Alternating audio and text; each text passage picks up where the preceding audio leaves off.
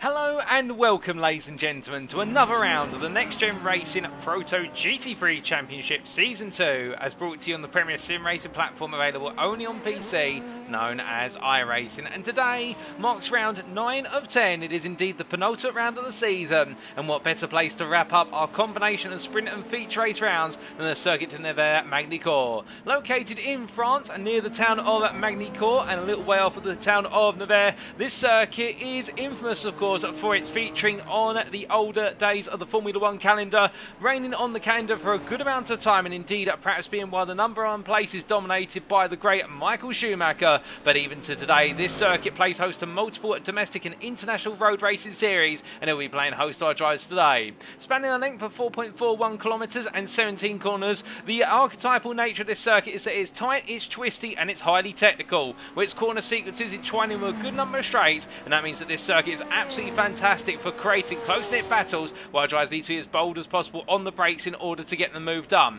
But that, of course, is in single-class racing. What about in multi-class? Well, many of our drivers down in the paddock have been perhaps daunted by the fact they'll be taken to the circuit today, for the simple reason in multi-class racing you need to be smart about knowing when to make the pass on the other classes if you're in the faster class machine, or whether to be wary of the potential opportunity for another car to come through behind if you're in the slower class, and also set yourself up for those battles. And is it worth being patient into a certain corner, or is it worth being bold in order to get the move done, knowing the fact that the battle for the lead may be just up the road and you want to get close to it? Get it right and you'll come away with the victory. Get it wrong, however, and you may end up off the podium. We're going to see how all of our drives fare today, of course, in this live broadcast, and as we get ready to go racing, you're tuning in live via one of 3 media platforms for your viewing pleasure. Firstly, if you're on YouTube, you can tune in live via the official NXTGEN Racing YouTube channel. Now, if you go to youtube.com and search for NXTGEN Racing, you're tuning in there. Alternatively, if you're a Facebook user, you can go to facebook.com/groups /NextGen Racing and tune live on Facebook. Or lastly, if you're more of a Twitch user, you can go to twitch.tv/TX141 and tune in live on Twitch. Now we can see all 3 chats, but you do ask perhaps who is TX141?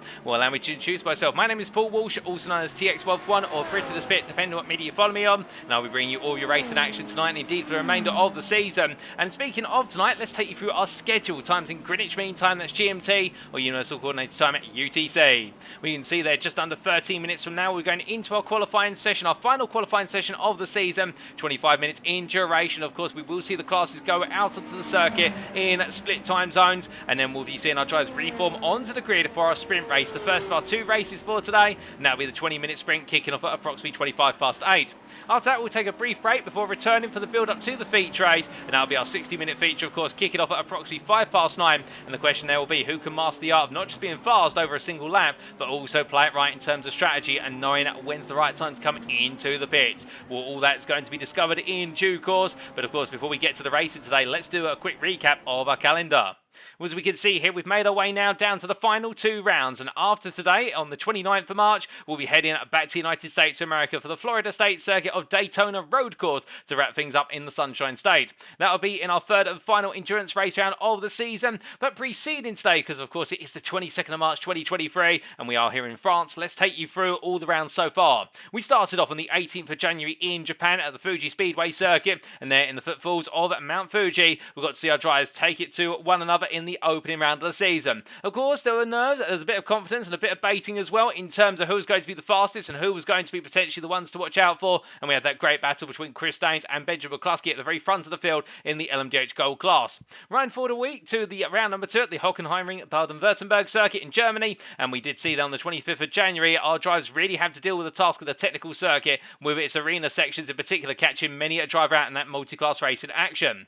Then in our 3rd round, we made our way to United Kingdom for the heart of British motorsport, and that was Silverstone's Grand Prix circuit. And on the 1st of February there, we got to see the wide open spaces on the run into the corners, into 3, 4 and even 5 wide occasions in certain circumstances. And then round number 4, we made our way for our first visit to the United States of America for the Road America circuit in the state of Wisconsin. It may have been picturesque there, and in the endurance round it was a picturesque drive to victory for the LMDH Gold driver of Gaz Williams. And then in round 5, we saw it split over 2 weeks due to technical difficulties, and of course we held our round 5 Spa-Francorchamps race at the sprint and feature combination there on the 15th through to the 22nd of February. And then in round number 6, we made our way back to the United States of America to the state of India for the aforementioned Indianapolis Motor Speedway. And now on the 1st of March, we got to see our drivers deal with the task of the challenge of the circuit. Indeed, it being a very slippery road surface, and we also got to see some nightmare moments for some drivers getting it wrong, including Sean Scudder ending up on his roof in the GT3 bronze class. And then round number 7, we made our way back to France, well, indeed for the first time this season, we should say, to France for the Le Mans circuit or Circuit de la Sarthe, and that was our 2nd endurance race round on the 8th of March.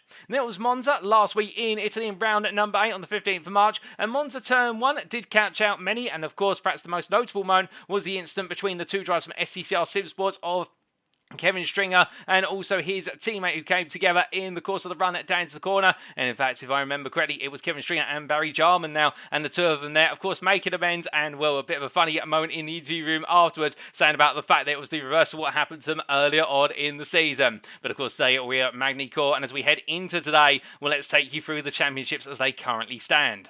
Now, of course, going into this round, you may be asking the question, well, are our Drivers' Championships potentially at risk of being wrapped up today with 2 rounds to go and 1 round, of course, after the racing today? Well, thankfully, not all of them are, and the majority are still to be concluded by a long shot. We start off with the LMDH Gold class, of course, and we can see Gaz Williams, or Gareth Williams as he's known in full, is leading the way by 10 points over Jamie Dorey. But for all his huff and puff, it does look as though right now Gareth Williams may be running out a little bit of steam, particularly at Monza last time out of a couple of inconsistencies in the feature race, costing him extremely dear. I mean, he wasn't able to break away from Dorey, but Dorey has caught up slightly. Now, of course, if the results go a certain way today, we cannot wrap up the championship, but Williams wants to position himself as best as possible going into the season finale. Jamie Dorey, of course, will look to try and bring home victories today to close up the gap, and he's got to be aware of the fact that Benjamin McCluskey is only 6 points behind him, and therefore the battle for the win is a three-way fight between Williams, Dorey and McCluskey. A further Wiz there, 21 points off. Craig Jones continuing to rise his way up through the ranks, ahead of Magny-Cours there by a margin of almost 30 points, 29 to be exact. And we have Chris Daines, Rafael DeSantis and William Fold completing the standings. We then come on to the LMDH Silver class, and this is the one and only championship that can be wrapped up today. Paul Williams leads the way by 75 points after another perfect performance at Monza. All he needs to do today, the Speed9 Esports driver, is finish both races and he will take the championship crown. Mark Baker, meanwhile, his main rival in P2, ahead of fellow teammate there, you can see the 3 drivers all part of Speed9 Esports. Well, Mark Baker will need an adverse run of form for Paul Williams in order to keep the fight going all the way to the end, and his focus will be on getting as many points as possible to be able to hold on to P2 going into the season finale. You can see how will do everything he can to close that 7-point deficit, with Callum Jenkins there a further ways, almost 100 points behind, with 96 to be exact, and right now trying to catch up at the very late stages of this championship.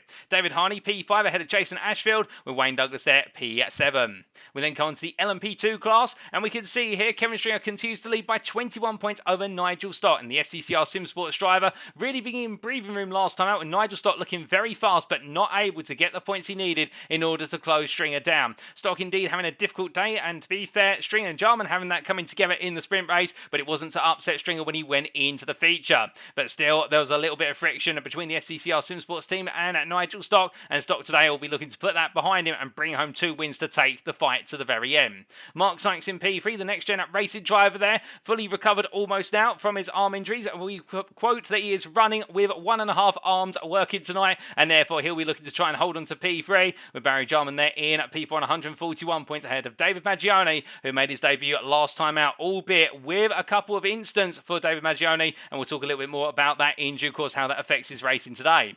Now, as for the GT3 classes, we can see in the GT3 Gold class, it is Frederick Stensbo-Duray who leads the way by what is 20 points there over Gavin Gardner. The margin has condensed very slightly, but Duray right now still is in the driving seat, and if he's able to bring home a good set of results today, it won't complete the championship for him, but it will mean he is in a dominant position going into the season finale. His main challenger, however, indeed challenging the Team Slow-Mo driver, is Next Gen Racing Pink's Gavin Gardner, and there you can see Gardner with an 8-point advantage over Eric Benson. It is definitely going down to the wire in terms of that battle to be inside the top 3 and where you're going to be positioned inside it. Meanwhile, Russell Fowler, the Performance Link Esports driver there on 187 points, with a great pair of performances, undermined of course by a couple of incidents at Monza, and you'll imagine he'll be fighting fit tonight in that hunt for P3, and he's only 4 points clear of Menes Fluten-Bikika, with a further 5 points then to Johan Ersson. Ersson only ahead of Ole Martin Milk based on result countback still, and there was Stefan Vessels, Deegan Fairclough and Ryan Walker completing the top 10. It falls to Liam McNeely to be best of the rest in P11 ahead of Adam Delmont, with John Higgins Jr. P13. We then come on to the GT3 Silver class, and it's Ollie Wayne who leads the way by what is there only 10 points over Baz Meacham. Meacham was not in attendance last time out due to technical difficulties, but I'm very pleased to say, ladies and gentlemen, he is back and fighting fit tonight, and Wayne of course jumping into lead with the dominant performances from him in the Mercedes AMG Evo machine last time out. Can he continue that win streak, or will he find himself having to manage Meacham's pace today, given the fact that Baz Meacham would argue he should be on the top step if it weren't for technical difficulties. Ben Bennyworth, meanwhile, can't be counted out either, a further 12 points behind, but he's only got a 3-point advantage over Paul Scott, within Stefan Albanese a further 25 points off, and it really is a battle between the top 4 to who's going to be the championship winner. Albanese, meanwhile, would love to get his way into the top 3 if he's got the time to do so in terms of picking up the points over these last 2 rounds. However, he'll have to find that lap time left, right and centre, and he'll have to be conscious of the fact he's got Espresso Rien only 14 points behind, with Jack Barker falling to P7 then, off of the hunt for the top 6 so far, with a 22-point deficit, and difficult performances at Monza cost him dear in that fight with Rien. Tom Bingham in P8 on 132 points, well clear of Matthew Addy, who is ahead of Mark Arrowsmith in return, and then best of the rest there, Aaron Raisey in P11, with Brandon Hay completing the standings. We then come to the GT3 Bronze class.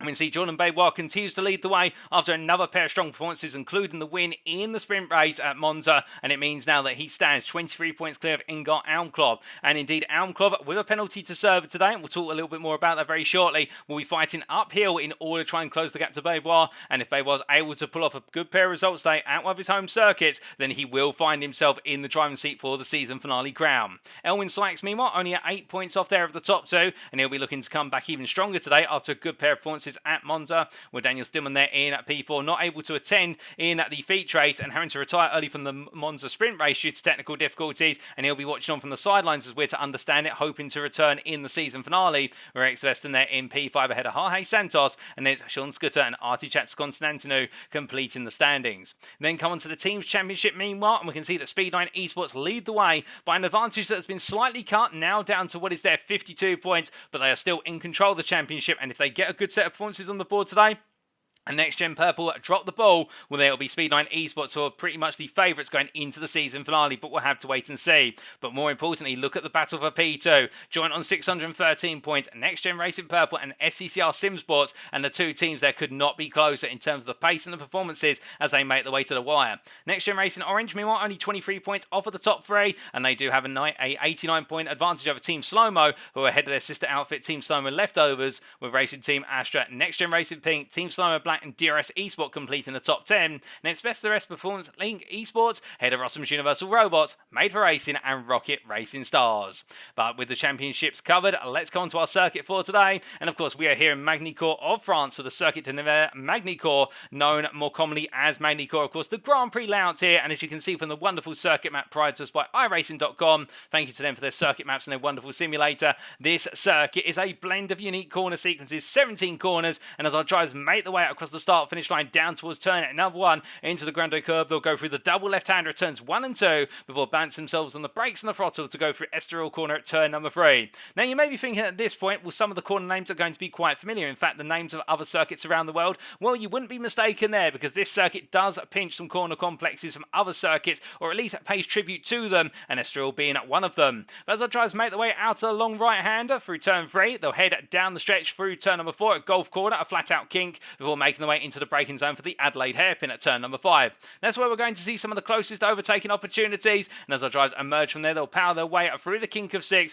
before heading into the Nürburgring chicane at turns 7 and 8. A fast right into left combination, then followed up by the 180-degree corner at turn at number 9, and as they make their way through turns 9 and 10, powering all the way down through 11, they'll head into the Imola chicane at turns 12 and 13, and much like the Italian circuit, a very tricky chicane at that, before they make their way into the Chateau d'Eau hairpin at turn number 14. Arguably one of the slowest corners on the circuit, much like the Adelaide hairpin at turn number 5, the Chateau d'Eau will be an overtaking opportunity, and also a means for our drivers to set themselves up for the run to the complex to Lycée via the chicane straight at turn at number is then not named 14A, and as our drivers make their way down into the braking zone for Lycée corner at turn 15, they'll come through the sharp right-hander, right-angled corner before heading into the chicane at turn 16 and 17 to start of another lap very shortly after. But that is a lap of the Circuit de Nevers Magny-Cours has talked to you. We'll ride on board with our drivers in qualifying. You can count us on that.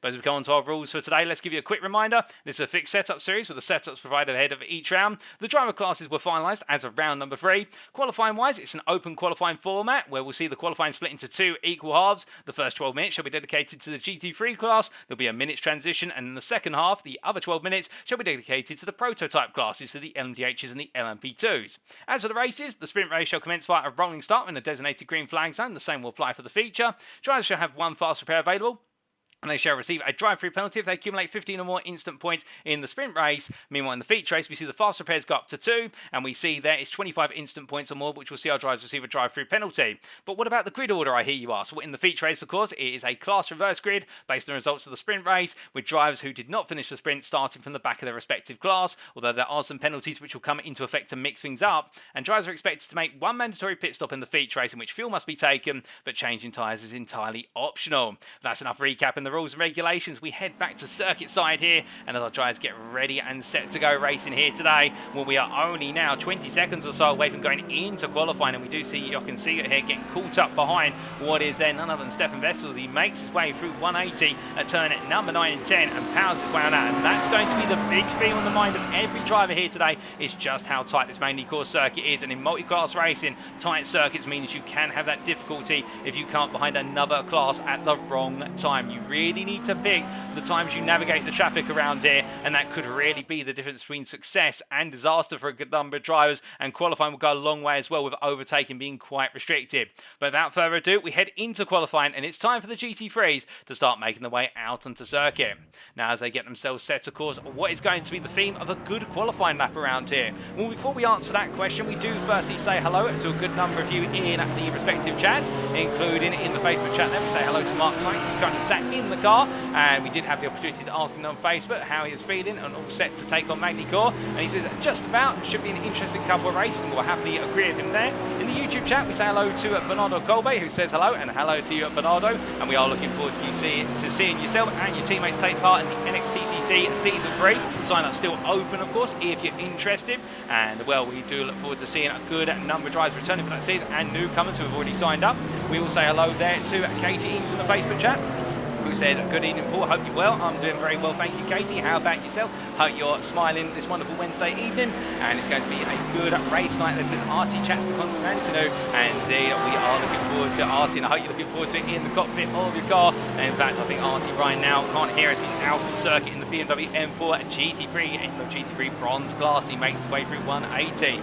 But as he comes on through, you see there Katie saying good luck to all the drivers, keep it clean. And we also say hello there to Artie chats to Constantino's brother in the YouTube chat, and that is Costa, who says hello, and hello to you, Costa. I hope you're doing well, and I wonder if you're getting a bit of an itch to be in the car that your brother drives once again, of course. But as we see our drivers making the way on around here, we now come back to that question that we paused ourselves from answering a moment ago, just to give a bit of suspense in the air, of course, and that is, what does it take to deliver a good lap at the Magny-Cours circuit?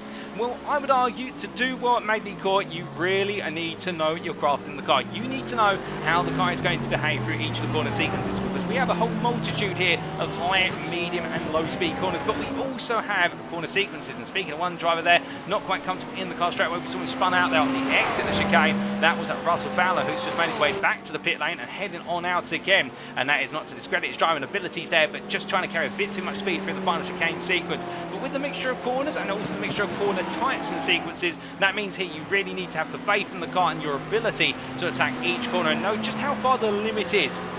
And of course, we do have a number of corners which run onto extended straights, including the run out of Estoril corner at turn number 3 and onwards down through the Gulf Straight and into Adelaide Hairpin, which we are currently seeing our reference driver here, Jordan Bay, while navigate. And that means that you do need to be able to return to full throttle as soon as possible in order to gain that critical lap time. Because you get it wrong and lose a couple of miles an hour in that long stretch, and it effectively translates into 2 to 3 tenths of a second in a given lap. And indeed, that is going to be a stark contrast given the fact that track position is so key around here, and therefore our drivers will all be looking to try and put themselves on pole in their respective classes from the outset. But as we do look to Stefan Albanese just a little bit further back here in the DRS eSport machine, one driver who knows all about track position, indeed pace in qualifying. We have seen time and time again from the Italian, indeed the Italian stallion as we like to refer to, for the fact that he really does bolt out the stables in qualifying and deliver those laps left, right and centre. Hasn't had as much luck, to be fair, necessarily in the races, albeit he's had some great moments this season so far, and he's looking to carry those on in the number 45 Audi R8 LMS as he makes his way out to turn it number 14 and down through the chicane straight here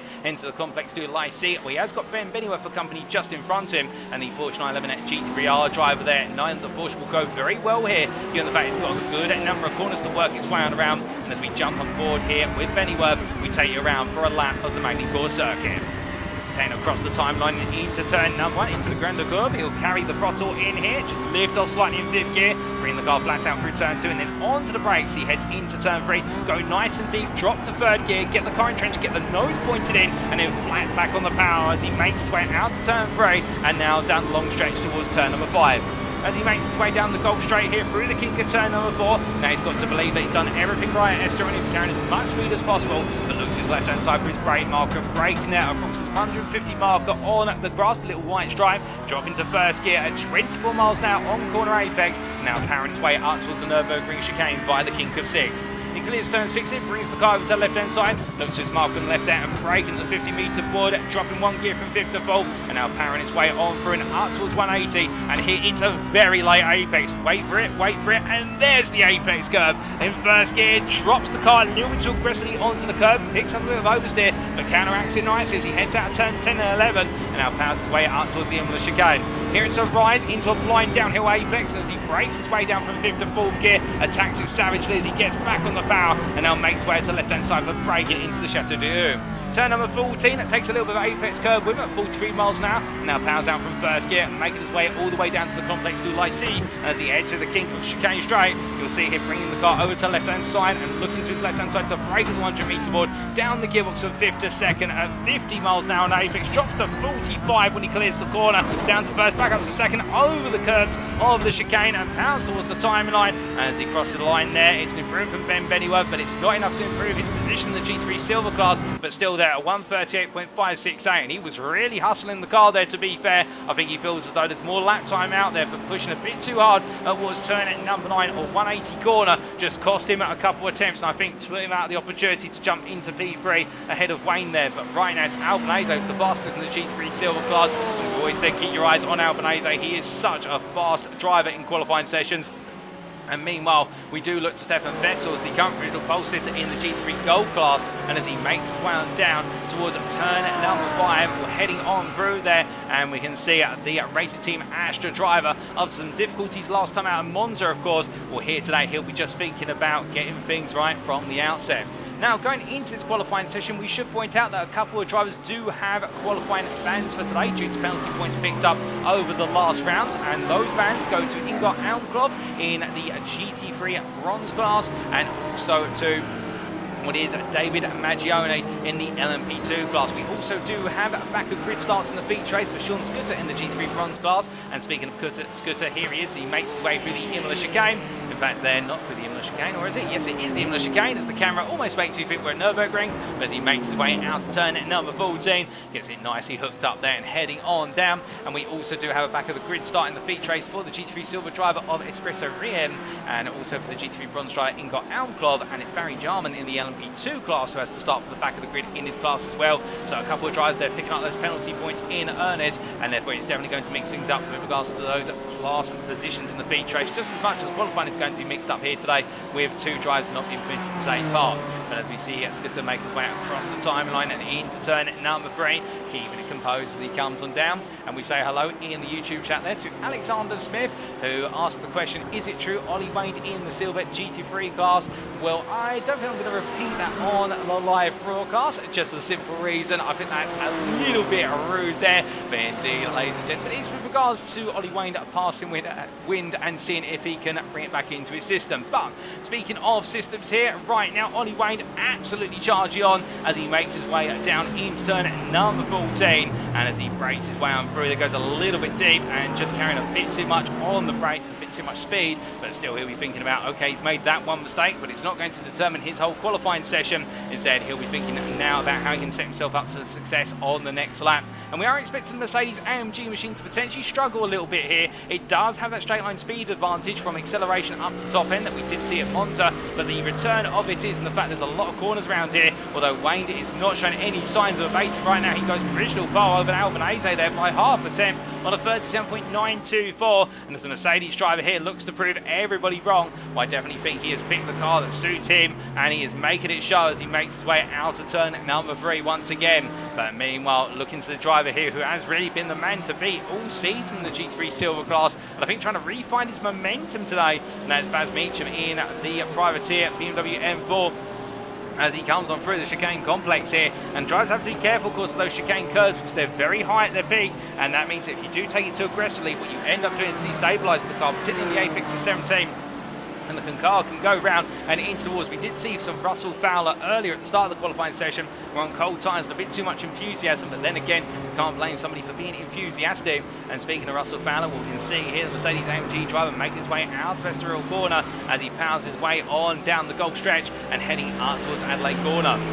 Powering all the way through, up through the gearbox at this point. It is looking close across the qualifying classes so far. The GT3 Gold class, we've got a 4.5 tenths gap between Wessels and Gardner, but then Gardner in a world of his own versus Bukeka with 6 tenths between the two of them. But look at the GT3 Silver class. Our top 3 of Wayne, Albanese and Meacham separated by only 600ths, if that. And in the GT3 Bronze class, it's less than a tenth separating Benoit and Elwin Sykes. And well, speaking of Elwin Sykes, he has been one of those drivers who's looked ferocious in qualifying sessions over the course of the season, and at one point was almost leading the championship, if my memory serves me correctly, but a couple of rounds which went all wrong in terms of incidents and mistakes has seen Sykes fall away from the championship leader right now, battling to try and give himself one last gasp at being inside the top three come at the season finale. But as he heads on down towards Adelaide Corner, well, we can see up the GT3 Gold class that Vessels, Dorey and Gardner are now your top three, with Dorey jumping into P2 quite recently, 2/10 off of Vessels' pole lap.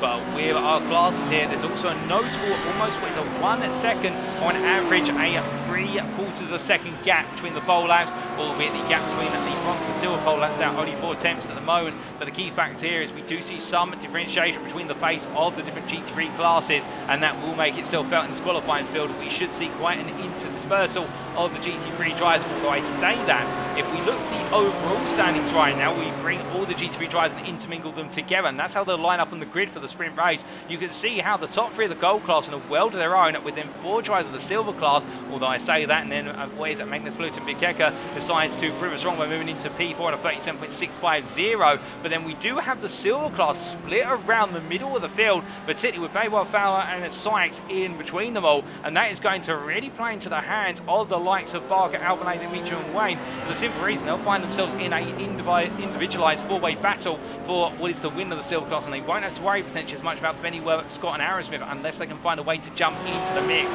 But as we do look for Paul Scott making his way on down towards what is the Nürburgring chicane here. We're currently P6 in the G3 silver class, only a 10th off of Bennyworth as he comes on through and making his way comfortably up towards 180 here. And the Audi R8 of course can go very strong in the midfield section of what is the Magny-Cours circuit because of that emphasis on rotation. It was chicanes and also at low speed corners. This Audi very strong, but in return of course it's quite an unsettled car. It's a bit unstable once it starts picking up speed, and that will be the thing that Scott will be looking to dial out as much as he can in terms of being comfortable behind the wheels. He heads up towards the Chateau d'Eu, but as he makes his way through the right-hander, tucked in behind there, that's Mark Aerosmith, of course, in the 46 car, running the Doctor-inspired livery, of course in reference to Valentino Rossi, hence VR46, but as he makes his way on down towards turn at number 15 in the Ferrari 488 GT3 Evo. Well, right now his qualifying session is coming to a closure point, and with 12 minutes is complete, ladies and gentlemen, and all our GT3 drivers will now be given the order. If they're on the lap, they need to finish it and then make the way into the pit lane. And well, as we do look to meet him heading on down here, tucked in behind is there Ben Bennyworth, and he has made his way onto one final lap here as Meacham, and well, can he find a way to serve Wayne for that G3 silver pole position? As in the G3 gold class, it is going the way of Stefan Vessels. In the bronze class, it's Babe Wild there with a 38.023 right at the close in the bronze class to take the pole position by what is 4 attempts, but it's all going to come down to fine margins now as we do see Meacham making his way into 180 as he comes on through. Well, the LMDHs and the LMP2s have been released for the warm-up of their 12-minute qualifying session, and already we do have Jamie Dorey making his way out of Adelaide Corner. We stay here with Meacham for the remainder of his session to see whether he can improve. He hasn't improved in Sector 1 or Sector 2, so if he is going to pull this off, it's going to be in the final sector as he comes on out. In fact, he's aborted the lap there. He's not happy with it and decided that's it. He'll be started P2 in the G3 Silver class, so Ollie Wayne has taken G3 Silver pole, but it's only by 7.5 hundredths. And Meacham already back on the pace in terms of the top pace of the silver class after missing around. Well, the momentum may have fallen, but his motivation certainly is not, as Bennyworth goes overly deep there into Lycée Corner, and therefore I think will come into the pits instead. But as he makes his way on in, it's now time for the prototypes, and already they are almost 2/3 of the way around. In fact, Jamie Dorey immediately 2/3 of the way around the circuit now as he makes his way down the stretch towards Lycée Corner. And well, for the LMDH drivers now, the circuit has been warmed up for them. They'll take a little bit of pride and credit in that as he makes his way out to turn at number 15 and through the chicane. And this chicane is definitely going to be a bit of a danger zone for the prototype class machines because how low they run and how sensitive the suspension is to being bounced around. And as he makes his way on through turns at 1 and 2 here, we're keeping it nice and compact and composed. Of course, remembering the fact that the BMW V8M hybrid LMDH machines, they have no ABS available to them. All the drivers have to do is mediate the braking themselves. And Dorey here doing a little bit of waiting from side to inside, not happy with the temperature he's got in the tyres so far and trying to find a little bit more. Meanwhile, we do look to one of our LMP2 Dara P217 machine drivers, and in the form of Nigel Stock, here's the privateer, makes his way on down the Gulf Straight and up towards Adelaide, coming through the kink of 4 and onwards towards the braking zone here. And the LMP2 drivers, I think, will really gain on the LMDHs in the heavy braking zones and also in the tight corner sequences because of how strong the LMP2's downforce package is, plus also they can press in to the electronic systems. And as he makes his way on out here, well, he's also got Kevin Stringer a little bit further back here, and of course Stock and Stringer, the two big names at the top of the tower when it comes to the championship in the LMP2 class. But it's also Barry Jarman, who has been a bit of a charger in qualifying, albeit not in attendance here today, as we do see meanwhile Mark Sykes making his way around in a new livery NXTGEN racing machine. And as he comes on through, I think trialling the new livery on the car, and rumour has it the NXTGEN Racing are changing their liveries for the 2023 competitive season. But as he makes his way on through the Imola chicane, they're breaking his way down into the Chateau de corner. We can see they're just keeping it nice and compact and tight under braking. But as he makes his way up towards Lycée very shortly, well, he'll be looking to try and open things up on the next lap. But meanwhile, speaking of going on to the next lap, this is Benjamin McCluskey, and he takes us onto a flying lap in the LMDH prototype machine. Powering his way across the timeline into turns 1 and 2 into the Grand Corbet complex. He comes on through, down flat out here, and then immediately onto the brakes at Estoril corner, down to third gear as he gets the nose in and then brings the throttle back in, up to fourth nice and early, digs the tyre wide, but he'll carry on as he makes his way down the Gulf Stretch and up towards turn number 5. Powering all the way out the gearbox here, up into 6th, and we won't be going into 7th. He breaks his way into Adelaide here, coming down from 6th to first gear in very quick sequence, 39 miles an hour at the apex, and now powering out once again as he makes his way up towards Nürburgring. One further lap complete, and now into the middle section as he breaks his way into Nürburgring, or more just lifts the throttle slightly and fully commits, and then breaking into 180. This way he has to go hard on the anchors as he comes down to first gear at corner apex. The car drifts a little bit, but he catches it nicely as he powers his way out on turn 10, up into turn 11, now flat out all the way towards the Imola chicane here, up to 5th gear, looking for his right hand brake marker here, and as he comes on through into left-hander at turn number 13, brings onto the brakes once again for the Chateau de down to first gear, 43 miles an hour at corner apex, doesn't quite get the power down successfully there, picks up a bit of wheel spin, and that's going to cost him that smooth line you want.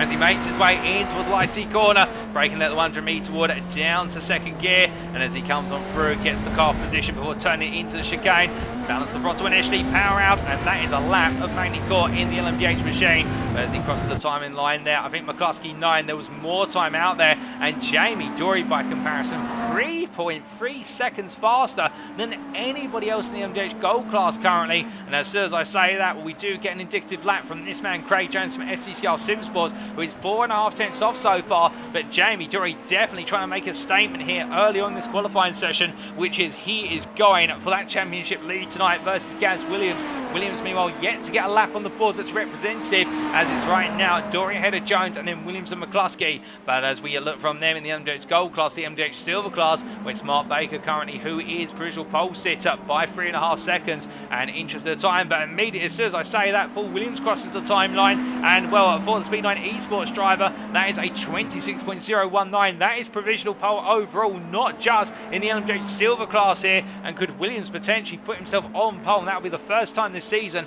we have seen the lower LMDH class out qualify the higher LMDH class in terms of that pole position lap time. I think Dorey will have to say something about it, given the fact it's only 400ths between the pair of them. But as they continue to press on here, what about in the LMP2 class, I hear you ask? Well, we can tell you that it's Kevin Stringer right now who is the fastest man out there as he makes his way on down. Gaz Williams returns to the overall pole position at 25.027, a whole second faster than Jamie Dorey. And I think right now this circuit is really wearing in for the drivers as we do take a look at the conditions our drivers are managing today, and we can see that on the right hand side of your screen we do have an ambient temperature of 19 degrees centigrade, overcast, and 21 degrees centigrade track temperature. That means the track right now is really coming up at a gradual rate here. It's not too hot. If anything, the circuit's a little bit cold, and that just gives our drivers a little bit more motivation to really push the car to limits. They've got to get that tyre temperature, but once it's there, they can really exploit what the car's got available to it rather than have to be hypersensitive. And that's what you want in the qualifying session.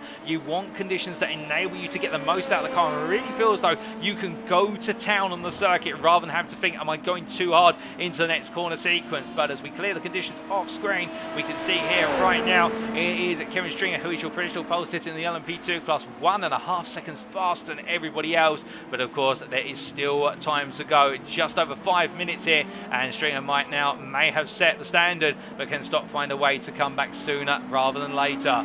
But as he heads on through, and of course David Maggioni not permitted to take part in this qualifying session due to the qualifying ban. And as we look to Gaz Williams here, making his way on down through LIC and heading up towards the final chicane here. Well, right now not improving, but I think taking a lap or two to recharge all the battery before he goes full attack once again.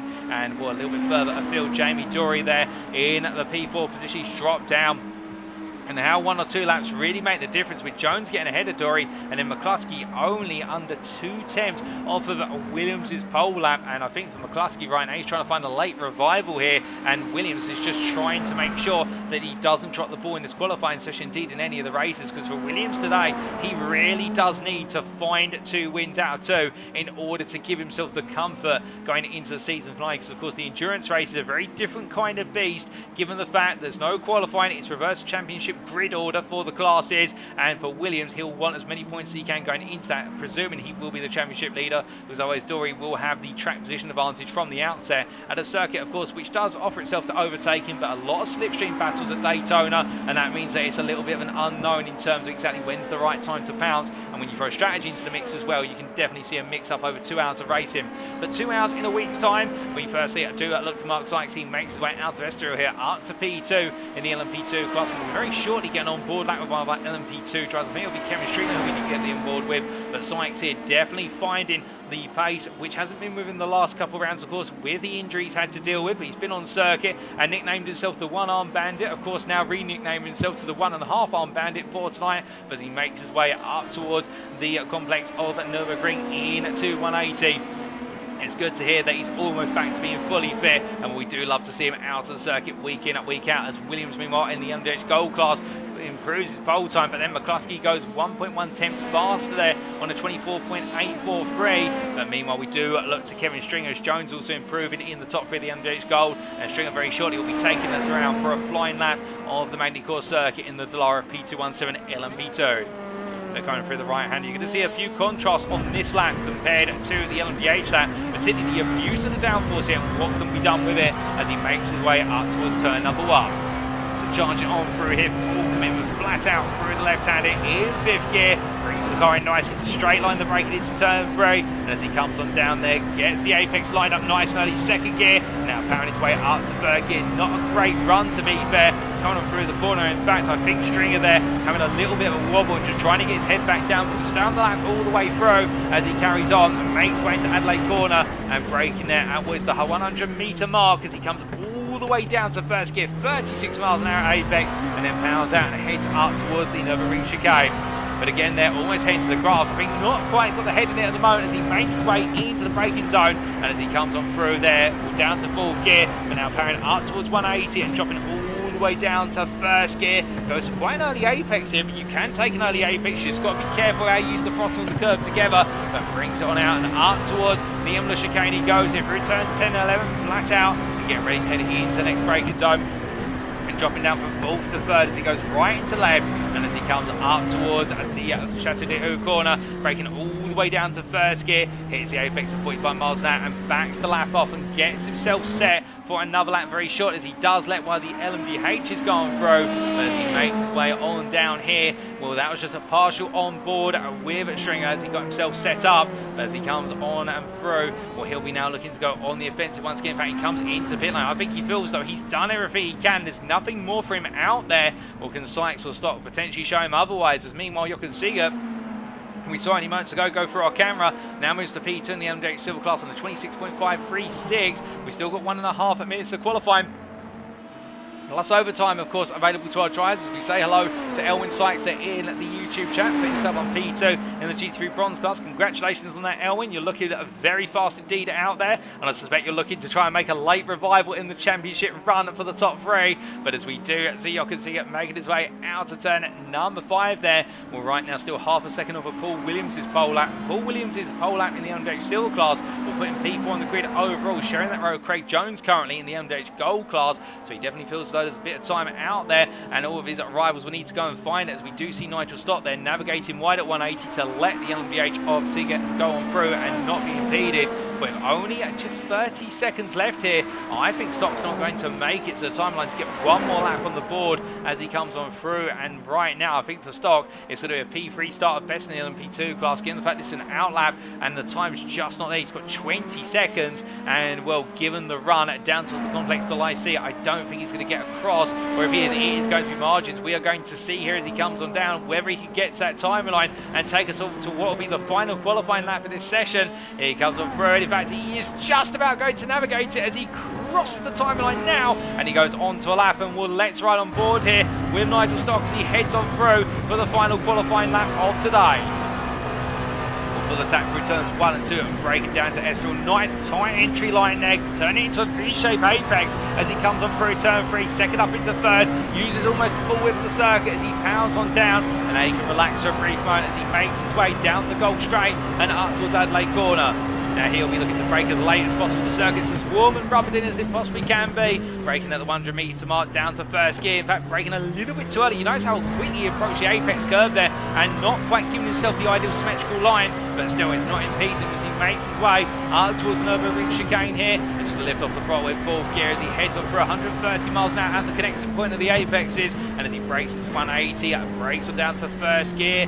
Gradually navigates the car on through, and now back on the throttle immediately there, heading for a turn 10 up towards 12. He charges via 11, and as he gets ready for Imola, of course, the blind rise before the drop into the right-hander, and then lifts off the throttle, goes a little bit deep, how in third gear, collects the car nicely. Stock improving in sector 2. It's all going to come down to his final sector as he clears the Chateau de Heu and getting on the power there. And I think there's a little bit of hesitance in getting back to the throttle. Cost him about a 10-foot corner exit as he makes his way down towards the complex to IC, bringing the car over to left onto the brakes here. Will he feel he's up, or will he feel as though he's not done enough? He comes on through the chicane he goes. I think he feels as though the time's there of the car. Goes to the grass and slides across the line. He does improve, however, but it's not enough to see him gain position. It does seem moved to a 30.341, but for Nigel Stock there, the grass catching him out right at the end. And well, meanwhile, we do look to Gaz Williams right now, who's just on a cool-down lap here, but as qualifying complete is McCluskey, who's on pole for the LMDH's overall, and in the gold class, Paul Williams in the silver LMDH class, and Kevin Stringer on pole for the LMP2s. Well, there is definitely going to be a fiery grid for today, but the question is, who is going to be able to make track position count in the sprint race today? It's coming up very shortly, ladies and gentlemen. We're just waiting for the transition.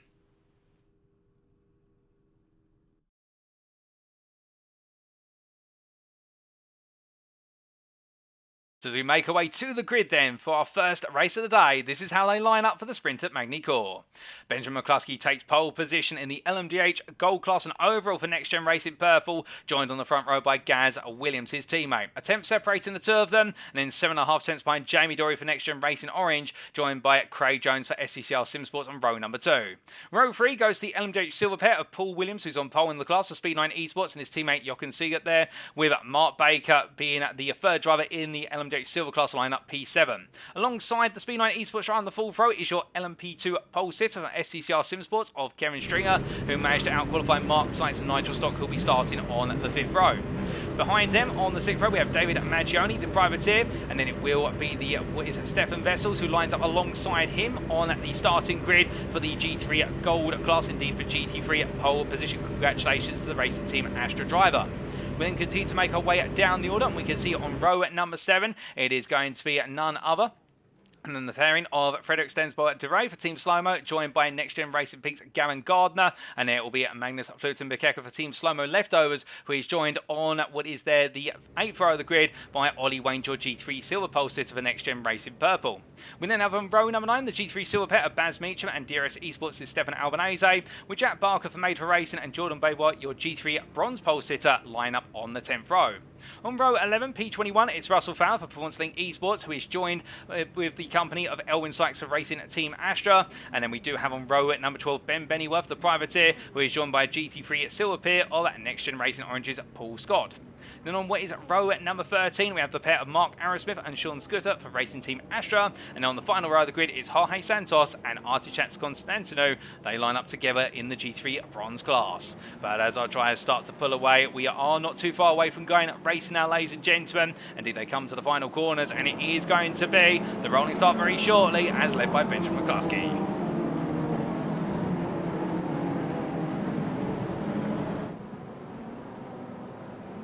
And as he makes his way across the timeline, it's lights out and away we go for 20 minutes of racing action here into turn 1. McCluskey charges and Williams around the outside already as they come on through. Jones goes a little bit deep, but as they head into Estoril Corner, they all settle down into a line. Meanwhile, on the LMP2 class, it looks like Mark Sykes, they're not quite getting the jump on Stringer. Stringer holds the lead. Maggioni just behind Stock when as they make their way on through. Meanwhile, Stefan Vessels in the G3 Gold class still holds the lead, coming out of where's the opening 3 corners there with the G3 starting on the chicane. Of course, having to navigate that tricky sequence as they power the way down and up towards the Adelaide corner. We can see a bit further back Russell Fowler immediately trying to go on the offensive to make the move on what is your G3 bronze leader of Jordan Baywell. Baywell staying to the outside here as Fowler looks to go hard on the brakes and get the move done nice and early. Comes in quite hot and has to watch out for the made for racing vehicle in front, but he manages to navigate the contact. And as they make the way on out here, Stefan Albanese side by side with Ollie Wayne in the DRS Esport drive, trying to make ground nice and early here versus Wayne, but Wayne's keeping his nose in as they come through the Nürburgring chicane, and Albanese they're having to lift off. Wayne was never going to give that up, and Wayne losing the lead of the class right at the start to what is Baz Meacham. Meacham coming on through like a missile, and meanwhile Jack Barker also being passed by Russell Fowler there slightly at the rear of the picture. But meanwhile further back we can see Sean Scooter battling with Mark Arrowsmith as they come out of turns 10 and 11 here. This is the battle for P25 overall across 2 classes, the bronze and the silver GT3s. But meanwhile we must look further up the field because Jamie Dorey there, oh goodness, we getting it very wrong coming on through the chicane. And as they cross the timeline to complete 1 lap, it's Gaz Williams who leads with Benjamin McCluskey into P2. Dorey there on the outside in P3 and Craig Jones in P4 as they come on down and around. But as they make their way through Estoril once again, on the LMDH Silver class, it's Williams ahead of Seeger and Baker. They stay as they were. And then we do have in the LMP2 class Kevin Stringer who continues to lead the class ahead of Sykes, with David Maggioni up to P3 in the class and Nigel Stock having an early instant which has dropped him down to P4 in the class P11 overall. But meanwhile, as our drivers continue to push on here onto the second lap of the day, meanwhile, oh goodness, we've got a major instant here at Adelaide, and it does look as though Dorey going overly deep and also Benjamin McCluskey getting caught out. I wonder if the two of them had a bit of contact under braking into the hairpin. In fact, we will be find out very shortly. We do have a replay coming up, and in fact we can take a look back now. Was in the run on down, and that is, I believe, McCluskey in front here. So under braking they went into Adelaide corner, and well, Dorey coming in very hot here, and it's a lock up on the rear brakes that caused the car to go round, and McCluskey there being cognizant of the wayward Dorey in the end having to take evasive action, doing so very well, but the two of them managed to navigate without any contact, and they return to the race, and albeit both of them dropping at positions. But as we return to the live pictures here, it is getting very nip and tuck coming through the Chateau, and as they make their way out towards the IC corner, we can see there Paul Williams battling with Jochen Seeger and keeping the position on that defensive line on the inside as the Speed 9 Esports driver tries to keep his teammate at bay as he locks up there, sliding the front left brake into Lycee hairpin, and as they make their way out to the complex to Lycee, well right now Seeger under pressure from Jamie Dorey behind as they make their way onto lap number 3, heading into the opening corner, and Seeger here will give him the space to Dorey, going a little bit deep there and one having to lift off the throttle, I think compromising too much, and Mark Baker comes on through there, and well Seeger just being a little bit too obliging, but Baker in return goes overly deep for Estoril corner. They're 2 wide on corner exit, and as they power out, we'll see what's going to gain the advantage here as they head on down towards Adelaide once more, but powering their way all the way through here. Of course, the change will be for Seeger. He'll want to try and keep Baker at base. They can both go hunting after Williams, and will the two teammates look to hunt down their fellow teammate, or will they decide to squall for P2 instead as Baker goes a little bit deep there, and well, as a result, loses the opportunity to go on the attack.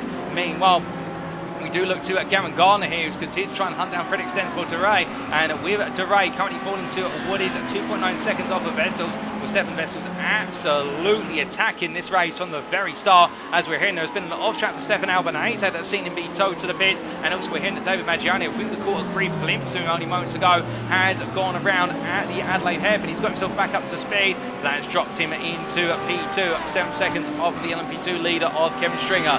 But as I try to head on through here, and you'll continue to look at the battle to be inside the top 3 of the GT3 Gold class, with Fred Extensible Dorey being in the rear of the camera, now in the foreground, Gavin Garner being the cameraman's focus here, and Magnus Flutenbeck just behind. The Next Gen Racing Pink drive sandwiched between the two team slow-mo drivers, and ready wary of the fact that right now he'll want to try and get that P2 to give himself every opportunity to close down Dorey come the season finale. But meanwhile, as they continue to try and navigate this battle, we do look a little bit further behind to Mark Arrowsmith here, the Ferrari 488 driver chasing after Paul Scott in the battle for P5 in the G3 Silver class, and they are of course surrounded by G3 Bronze drivers. They've got Sykes in front and P2 G3 Bronze, and then P3 G3 Bronze driver just behind the scooter. But there it looks like Arrowsmith gets in very close as we ride on board with the 46 driver here, continuing to try and get Scott to make an error very fast in the run through the Chateau corner. And I think that's a sign here that Arrowsmith feels that he's got a lot more potential through the quarter complexes.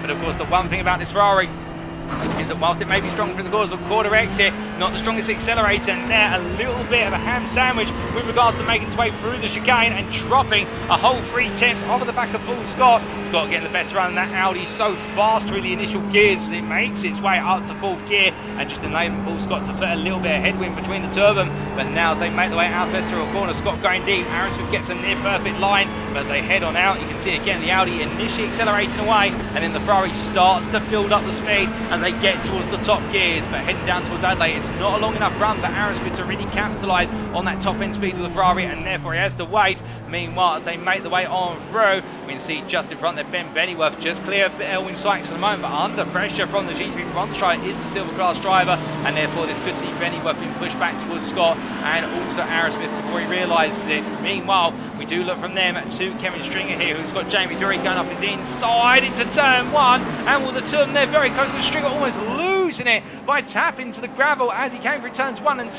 But as the number 3 driver there keeps it together just about, I don't think he'll be too pleased with the way that played out. Indeed, I think you'll feel as though Dorey there just coming on through alongside him, but in return I think Dorey would say, well, you gave me all the space, what was I going to do with it otherwise? But as they make their way down towards Adelaide corner, they settle their differences for the time being. Meanwhile, we do look here to Mark Baker battling with Jochen Siegert. Siegert just behind in the battle for P2 in the LMDH Silver class, and well, these two continue to fight hard, but Paul Williams only 2 seconds up the road. They are closing gradually on the class leader and their fellow teammate as they come on around here in Speed 9 Esports. They may all be teammates, the top 3 in the LMDH Silver class, but at the same time they're all racing for the Drivers' Championship and all trying to, well, in the case of Baker and Siegert, keep the championship alive going into the season finales. We've got a car around there, and that's Chas Constantin who's got it very wrong at what is the Imola chicane, and we're trying to bring the car back as soon as possible onto the circuit, but a tricky one then. We'll try and get a replay of that very shortly, but what we can do in the meantime is understand what exactly happened to Stefan Albanese. Was he made it? Oh, goodness me, and that was under braking into, well, by the looks things there, what was the Nürburgring chicane. I think there was a little bit more of a story than just the contact that happened there. In fact, we do try to take a look back at that once again, and well, it was contact. Well, it looked to be grass contact there after an initial tap between Fowler and Albanese coming back onto the circuit, and Fowler being tapped as well, and Albanese having to be towed to the pits. Meanwhile, Fowler by comparison able to carry on, but the two drivers there definitely getting their elbows out and both being punished for it. But meanwhile, as we look back to the live pictures here once again, we're not quite at the halfway point of this race yet, but indeed I think some temper's starting to boil over as we look to Mark Baker heading on out of the Adelaide hairpin, and tucked in behind right now Jorge Santos, who's a lap down on what is Baker, of course, in the G3 class, and we're already seeing the LMPs and the LMDHs start to intersect with the G3s that have had difficult races so far in terms of the multi-class traffic. But speaking of GT3s, we come back here to the battle for P2 in the G3 Gold class, and it is Gavin Gardner who is right now really trying to put the move on versus Frederic Stenspol-Dorey as they come down towards turn number 3. As both drivers make their way around here, Dorey, of course, no stranger to battling with Gardner, and there has been a wonderful rivalry building between these two over the course of the season, with Vessels right now 6 seconds up the road and really trying to put as much daylight between them as he can in order to make sure he guarantees this win in the sprint race. But Dorey right now just needs to finish ahead of Gardner in order to keep that championship lead comfortably open. But as he comes on down here, I think as we ride on board the gearbox, this gives you an idea of how close it's been between them, not just today but throughout the entirety of the season. And heading through the kink of 6 and up towards Nürburgring chicane here, well, Dorey, he'll be using the track whip to his advantage. He will know how important track position is, and he will rehearse where exactly he needs to defend should he be ahead of Gardner in return. Gardner will know where he can potentially go for those moves. But Dorey right now, I think as the Team Slow-Mo drivers have shown all season, very tactical in the way they're approach these races in terms of they know they don't necessarily need to push all the time, and Dorey will know that, of course, from the season opener at Fuji Speedway in the sprint race where it all went wrong for the Norwegian when he was so close to bringing home the win with only a couple of laps to go. And since that era, he has not put many a foot wrong ever since that first race, in the fact that when he's been in the commanding position, he hasn't given it up, whether it's under his own volition or to another driver under pressure. As he comes down to Complex de Lycée, the gap opens up slightly and then closes back to what is their 6 tenths. In fact, they're going a little bit deep, but Dorey in return as the sparks fly off of the rear end plate of what is the Audi R8, and we can see Garner there still 3 tenths off, and Garner just so strong through these low speed corners in that Ferrari compared to Dorey. But again, Dorey may just be nursing the car as they head for Estoril, but this time Dorey goes a little bit deep, and this is what Garner will need as he has to back off very slightly as they make them out of Estoril, but he's within 1.5 tenths here. The slipstream's not going to be a major factor, but it'll get him closer. And as they make the way down towards Adelaide here, well, Garner's going to take the look. He's on the left of your pitch as he tries to go on the brakes, but the team slow-mo driver outbrakes him. Meanwhile, going in hot on the brakes there and coming to his teammate's aid. His teammate slow-mo leftovers is Magnus Flutenberg-Kecker, who seizes the opportunity, and what a beautiful move for P3 from the number 14 driver there. Well, right now, I think Dorey will have a massive grin on his face, and I think the team principal will be on the radio as McCacker to say that was a classic one. Keep it up, for the simple reason he's helped his teammate out, and also he's helped his own aspirations in trying to bounce back in the championship fight to get inside the top 5, and what a way to do it. But of course, we've still got 9 minutes to go here, and there's plenty more to come as they make the way on around. But we can see there in the rear of your picture, we've got Gaz Williams leading the G3 Silver class, and right now holding an advantage of 3.2 seconds over what is his closest rival of Ollie Wayne, and the lap times are staying the way of Meacham at the moment. Wayne just not quite able to match Meacham's pace. Lap in, lap out is on average a 10th, but meanwhile, we've got Wayne around there on the run out of the Imola chicane. What on earth has happened to the 19 driver? As we do get a replay of what exactly happened here for Wayne coming on through, and I think this may be his own volition. In fact, yes, we can see there the rear right tyre just slightly dipping from the driver's perspective, rear left from your camera's perspective. In fact, no, from our camera's perspective, rear left tyre from the driver's perspective just dipping to the grass very slightly, and the Briton there getting it wrong and having to pay for the mistake. But as we return to live pictures, that has dropped him down to what is P6 in the G3 Silver class, and well, with the close proximity of the GT3 Silver pack, we can see Jack Barker here battling close with the G3 Bronze leader Jordan Baybar as these two battle their way out of Estoril corner. And I think Baybar being made to go all the way round as he is the offender here in terms of trying to go on the offensive. Meanwhile, Barker the defender by comparison as they make the way down, but we can see that LMDH tucked in behind, and all the G3's battle on position. Meanwhile, we can see there it's a mistake for what is the LMDH car. You can see who slides on the grass there. I think under braking a lock-up, catching him out very dearly, and Jamie Dorey steering clear,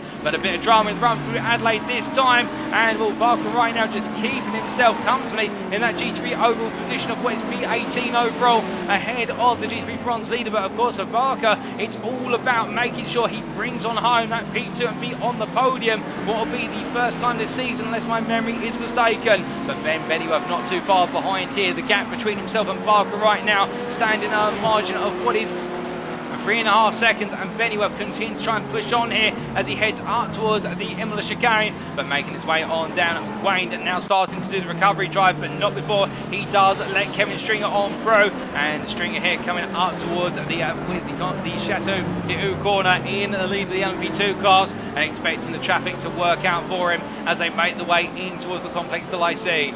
But as they continue the way on down here, of course, battle's starting to calm down a little bit. We have seen a bit of a spread in the field quite recently. And as we look back up to your overall leader and your LMDH Gold leader of Gaz Williams, well, we're always now 6.5 minutes left for the NXTGEN Racing purple driver. He does, I think, feel as though he's in control here. His teammate, Benjamin McCluskey, behind. 1.3 seconds is the gap, but the two of them exchanging lap times as it stocks on the share market. But as he makes his way down towards what is there, the Nova Greek chicane, keeping it nicely hooked up and doing everything absolutely right. Meanwhile, Paul Williams by comparison, the LMDH Silver leader with an 8.5 second gap over Jochen Seeger, again in control of this race. And well, at this rate, he will be taking home the LMDH Silver crown with a round to spare come the final checker flag of the racing today.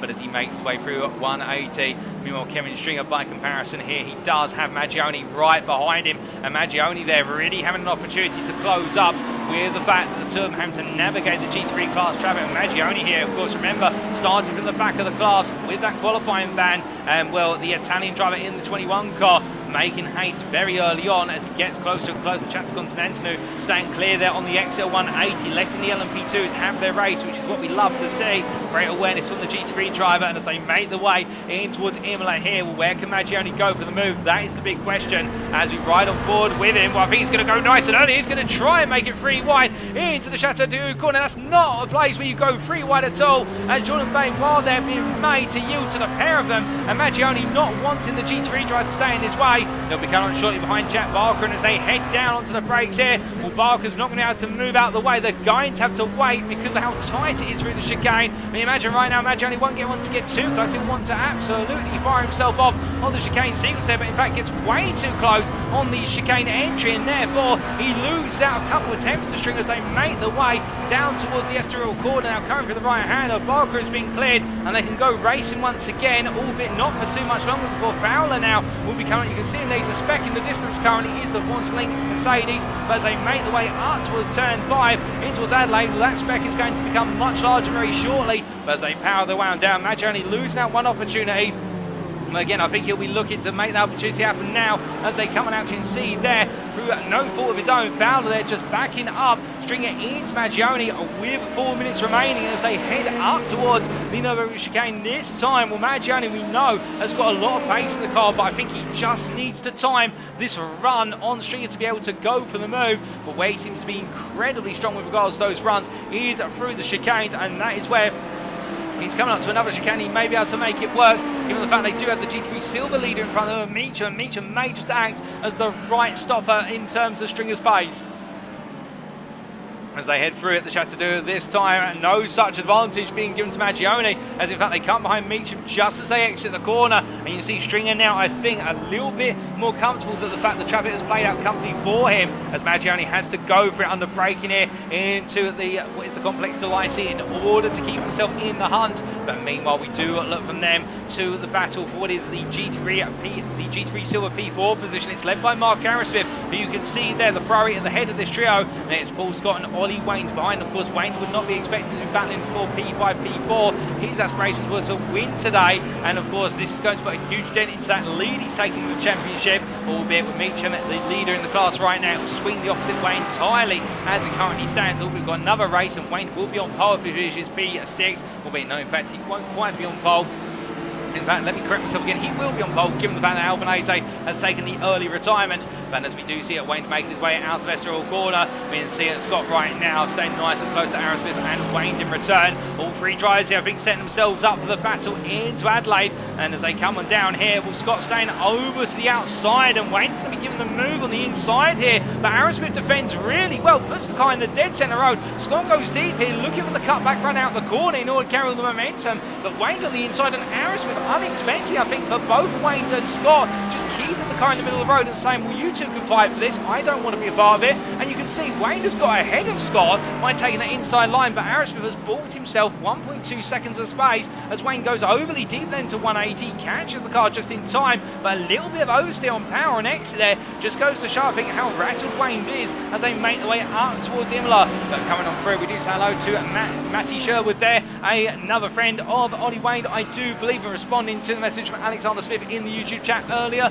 But as they make the way on down in to the Chateau d'Eau, 2 minutes here now, and as they make the way on to what their penultimate, if not their final laps, we do see here Magnus Luthen under pressure from Gavin Gardner. And you remember that Bikeka with an absolutely brilliant dive to the inside into the Adelaide hairpin to take that P3 of Gardner. And right now, the team slow-mo driver here really proving to put a thorn in the side of Gardner. The Next Gen Racing pink driver has been stuck behind the number 14 Ferrari. And as they make the way down this time, Bikeka is showing no signs of yielding. He wants to be on this podium. He wants to make it a victory for himself and also the team, but he goes overly deep. And Gardner comes on back there, with Mikaka just going a little bit too deep this time. And now can Gardner make the move towards P2, towards the very end? Well, I don't think he's got enough time in the day, but he'll want to make sure he steers clear of his rival all the way to the end here. Meanwhile, we do look to Barker, has found his way back ahead of Baywo's gone deep into Adelaide corner, and these two continue to fight for overall position.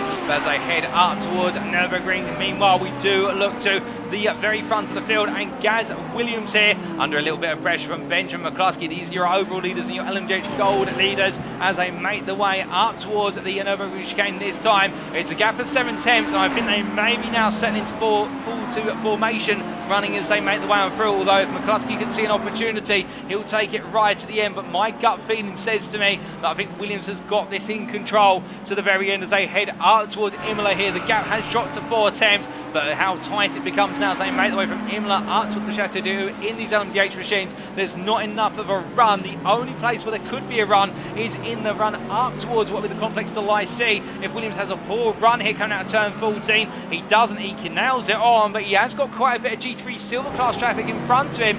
Will that compromise him? Well, if it does, it will also compromise McCluskey behind. There's no real place to overtake here. And as they make the way for the final 2 corners, well, he's held on to lead from the start. He's going to bring it to him with McCluskey right on his heels. It's a NXTGEN Racing purple 1-2 in the LMDH Gold class, going to Williams ahead of McCluskey. And then it will be Craig Jones, who very shortly comes across line P3 in the LMDH Gold class, ahead of what will be your LMDH Silver winner. And with this result, it means all he needs to do is finish the next race, and he will be your LMDH Silver champion. He comes in the final corners. Paul Williams takes the LMDH Silver win for Speed 9 Esports, and then Jamie Dorey comes across the line there in P5, overall P4 in the class of the LMDH Gold. And then we do have a bit of a gap to go before we do have our next drivers to come through. A lot of drivers currently on their final laps, and indeed taking on the change of one more lap here of the Magny-Cours circuit under sprint race conditions. But Kevin String, your LMP2 leader, but not before. It will be Stefan Vessels, your G3 Gold leader.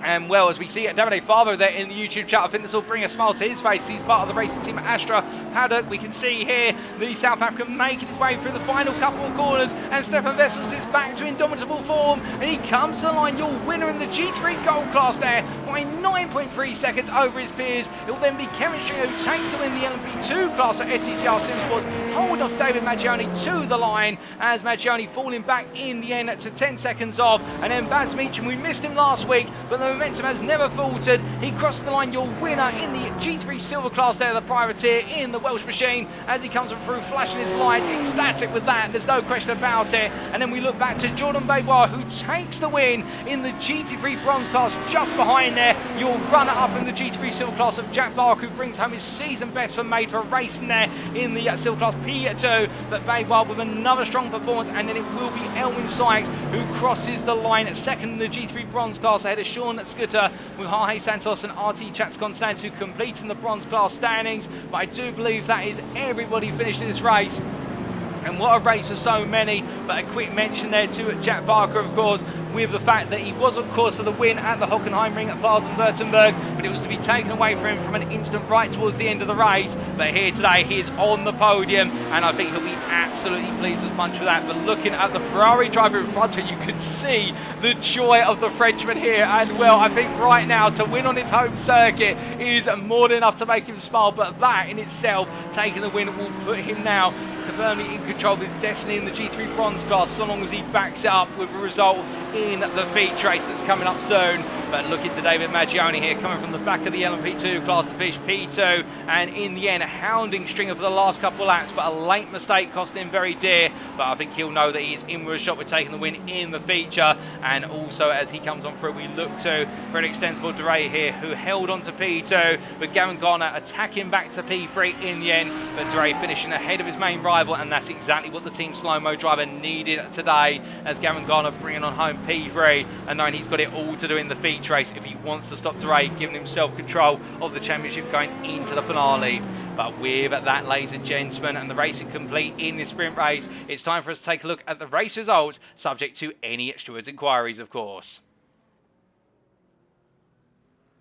Well, as we start off with the overall results, first and foremost here, and focusing on, of course, the top 10 and then podium finishers of each class, we can see there Gaz Williams taking the overall win and the LMDH Gold win for NXTGEN Racing Purple by 2 tenths over his teammate Benjamin McCluskey.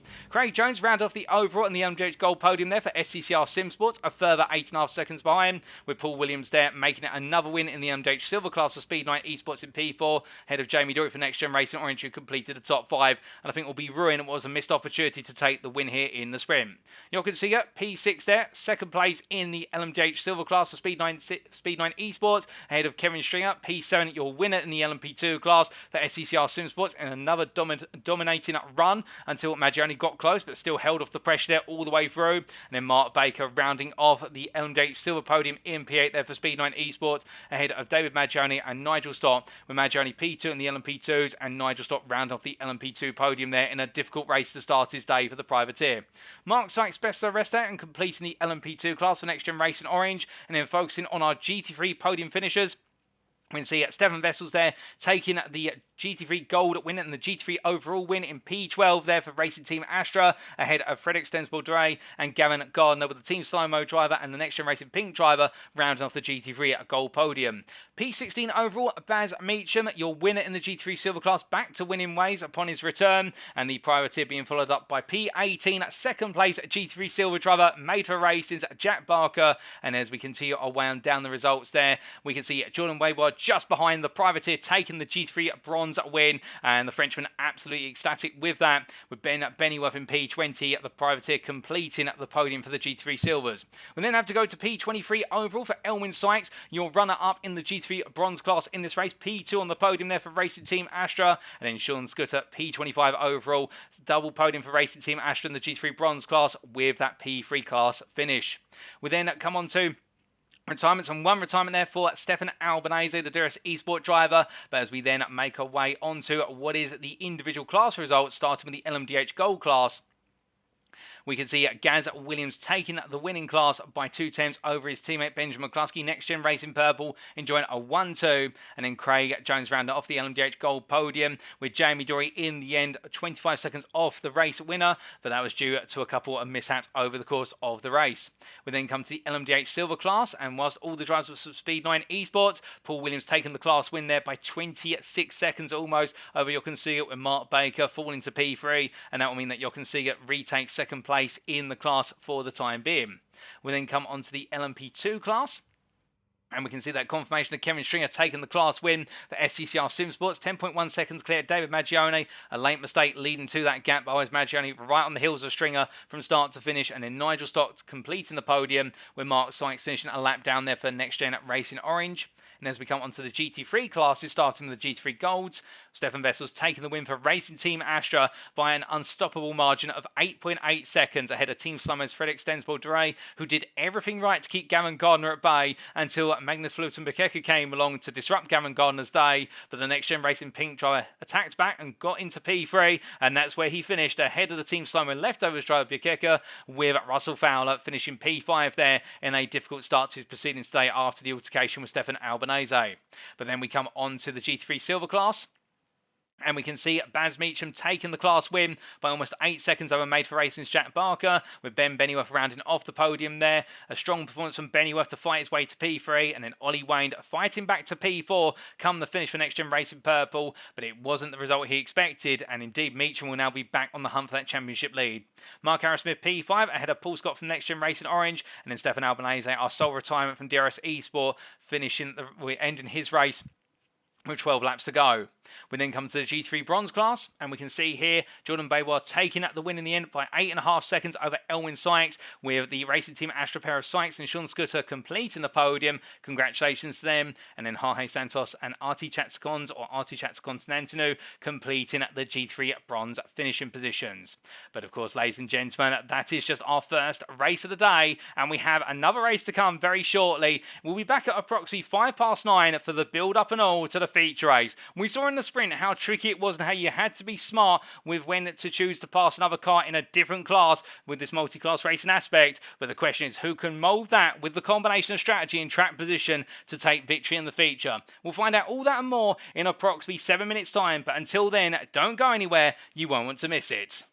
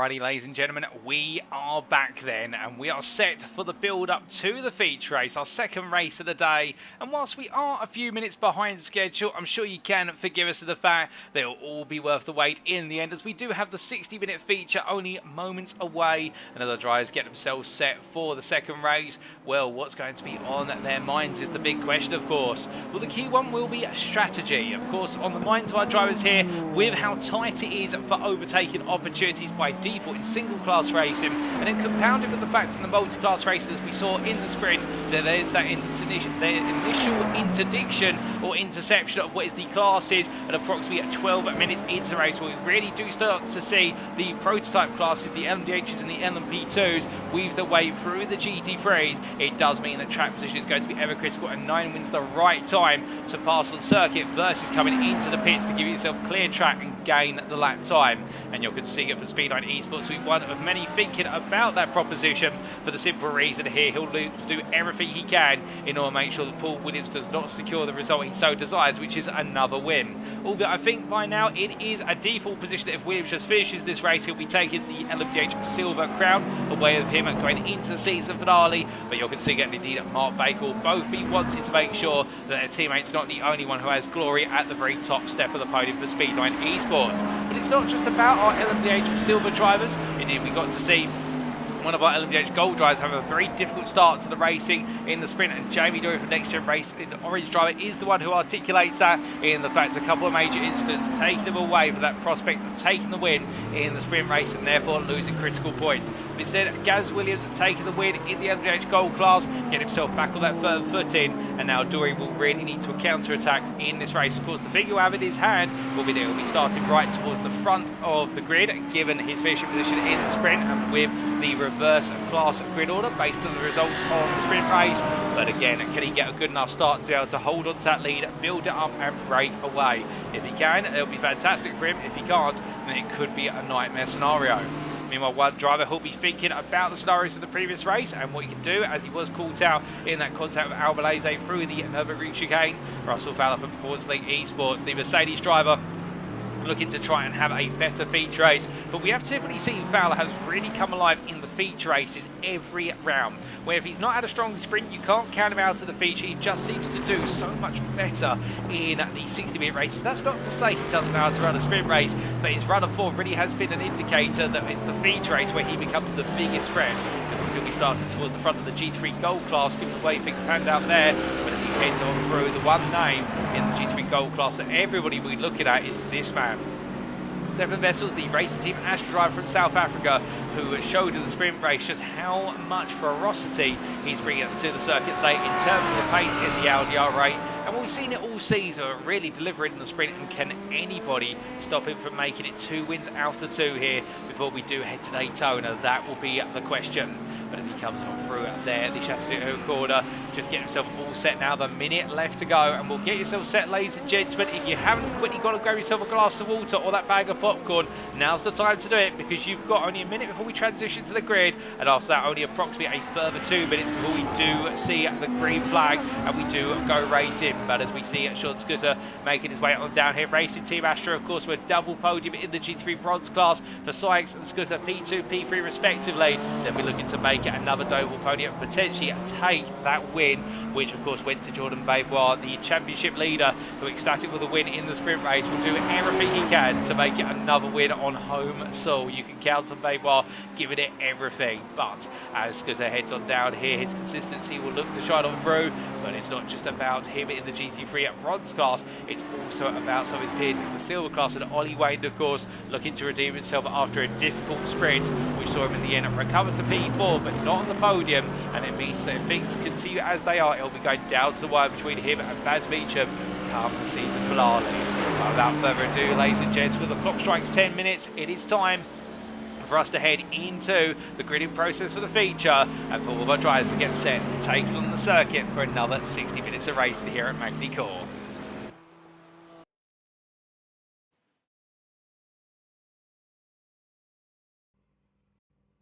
As our drivers make their way back onto the grid, this is how they'll line up for our feature race of the day. Jamie Dorey takes pole position there for NXTGEN Racing Orange and the LMDH Gold class, joined by Craig Jones for SCCR Sim Sports. On the second row, it's Benjamin McCluskey for NXTGEN Racing Purple, who has alongside him Gaz Williams there. And then behind them on the third row of the grid, it's the LMDH Silver pair of Mark Baker from Speedline Esports, taking pole position in class, where you can see it alongside. As we carry on down on the fourth row, Paul Williams for Speedline Esports, joined by the LMP2 pole sitter at NXTGEN Racing Orange's Mark Sykes. And it's Nigel Stock and David Maggioni, the two privateers who complete the top 10. Carrying on down to P11, it's Kevin Stringer who starts off our sixth row of the grid for SCCR Sim Sports, joined by the GT3 Gold pole sitter of Russell Fowler. And then we do have behind them on the grid on row number 7, Magnus Fluten-Bikeka, joined by Gavin Gardner, the Team Slow-Mo leftovers drive, going toe-to-toe with the NXTGEN Racing Pink driver once more. Frederick Stensvold leads the way there in P15 on the 8th row for Team Slow-Mo, ahead of Racing Team Astra Stefan Vessels, with Paul Scott and Mark Arrowsmith on the 9th row. It's then Ollie Wayne and Ben Bennyworth on the 10th row, followed up by Jack Barker and Baz Meacham, with Stefan Albanese, AB Jobber, Artichats Constantu on the 12th row of the grid. And then on the final two rows, it's Jorge Santos ahead of Elwin Sykes, followed up by Jordan Baywat and Sean Scooter. But as we look to the front of the field here, they come through the final couple of corners, ladies and gentlemen. We're good to go racing once again. Jamie Dorey holds our drivers to the line. And it's lights out and away we go here for our feature race of the day as Dorey charges down towards turn number 1. But can he hold on to the position as they come on through here? And it does look so going a little bit deep. And McCluskey taking a little bit of a peek there on the inside to outside of Craig Jones, but it hasn't worked out for him. But meanwhile, it's tears further back. We've got a car around there in the rear of the pitch, and that's Baz Meacham's had a horror start to his race in the GT3 Silver class. As meanwhile, the rest of the GT3 Silver field seems to safely navigated the chicane. We're going into turns 1 and 2. And as they make the way on around here, Ben Bennyworth immediately tried to hold on to the machine gate of Paul Scott, who's lost out dearly by comparison as they made the way up towards the Adelaide hairpin. As they come charged on through it. Meanwhile, making out of the way of the hairpin, David Maggioni side by side here with Nigel Stock in the battle for P2, the LP2 class, and Stock being passed as Maggioni gets it done before Nürburgring. But as they come on through it down towards 180, Stock now with Kevin Stringer immediately behind him, and the pressure will be building from the very outset. Meanwhile, we look back to the GT3s. And the G3 Gold leader here, Russell Fowler, comfortably leading the way ahead of Magnus Fluten-Bikeka by second as they make the way out to 180 and head up towards the Imola chicane. And as we then look a little bit further back to the GT3 bronze class, Artichats Constantu battling side by side with Elwin Sykes. We see they're taking a bit of grasp on Stefan Albanese. We're not quite sure what's happened there, but Chats Constantu here keeping a firm grasp of the lead of the class for now as they battle on down into Imola. And with the weights backing them up right now, it does look as though they're the two racing team at Astra most salivated the prospect of making a move. Meanwhile, Albanese here trying to take a peek on Jordan Baywar, and Baywar just keeping himself comfortable. As meanwhile, we do see Elwin Sykes getting the better run and coming out to the Château corner. He's on the inside here to the complex de l'IC. He's going to battle the brakes in between the BMW drivers. He comes in hot, the door's open, and it looks like Sean Scooter's going to try and make it a 2-for-1 pass. Can Scooter get it done here? He can't. He has his nose chopped off, and that's a slam on the brakes. And well, Scooter, I think, was hoping that Chance Constantu was just going to back out there, but quite the opposite in the end. Chance Constantu saying, no, I'm on the racing line, you're going to back out for me. And bravery working out there for the privateer. But as they come on through it and down and around, onto another lap they go. And well, the G3 bronze class at the moment, led by Elwin Sykes, as they make the way up towards Adelaide once again. We're looking from them back up towards the GT3 Gold class. Well, it's two rivals to the sprint here once more, and it is Magnus Fluten-Bikeka who is ahead of Gavin Gardner. And Gardner at this point, I think, is going to be saying to himself, why am I always stuck behind this guy today? Well, that's the way it's playing out right now. Bikeka does not have the opportunity to try and gift an advantage to Frederick Stensvold, his teammate. Of course, they're both racing for their own races, but Team Slow-Mo wanted the best for all their drivers. But Bikeka goes a little bit deep. Gardner takes a sniff up the inside. He can't quite find it, however, as they make the way on out and up towards Imola they go. But the interesting thing here is how Vessels and also Dorey are just caught up behind this right now. Bikeka really becoming what is there, the cork in the proverbial bottle. We were 1 second gap to Fowler, but could this be a sign of some fuel saving going on between our drivers here, given the fact that we've normally seen the GT3s run only 20 to 25 minutes before they need to make the fuel stop? And could they all be trying to back the pace off here just to save some fuel and give themselves a bit of a tactical advantage or tactical manoeuvrability later on the race? You can see out there behind Vessel's taking a little peek to the inside into the what is there, the complex de l'IC, but just I think looking at it and sniffing some clear air rather than looking for an actual move as they make the way up towards turn of 1 once more.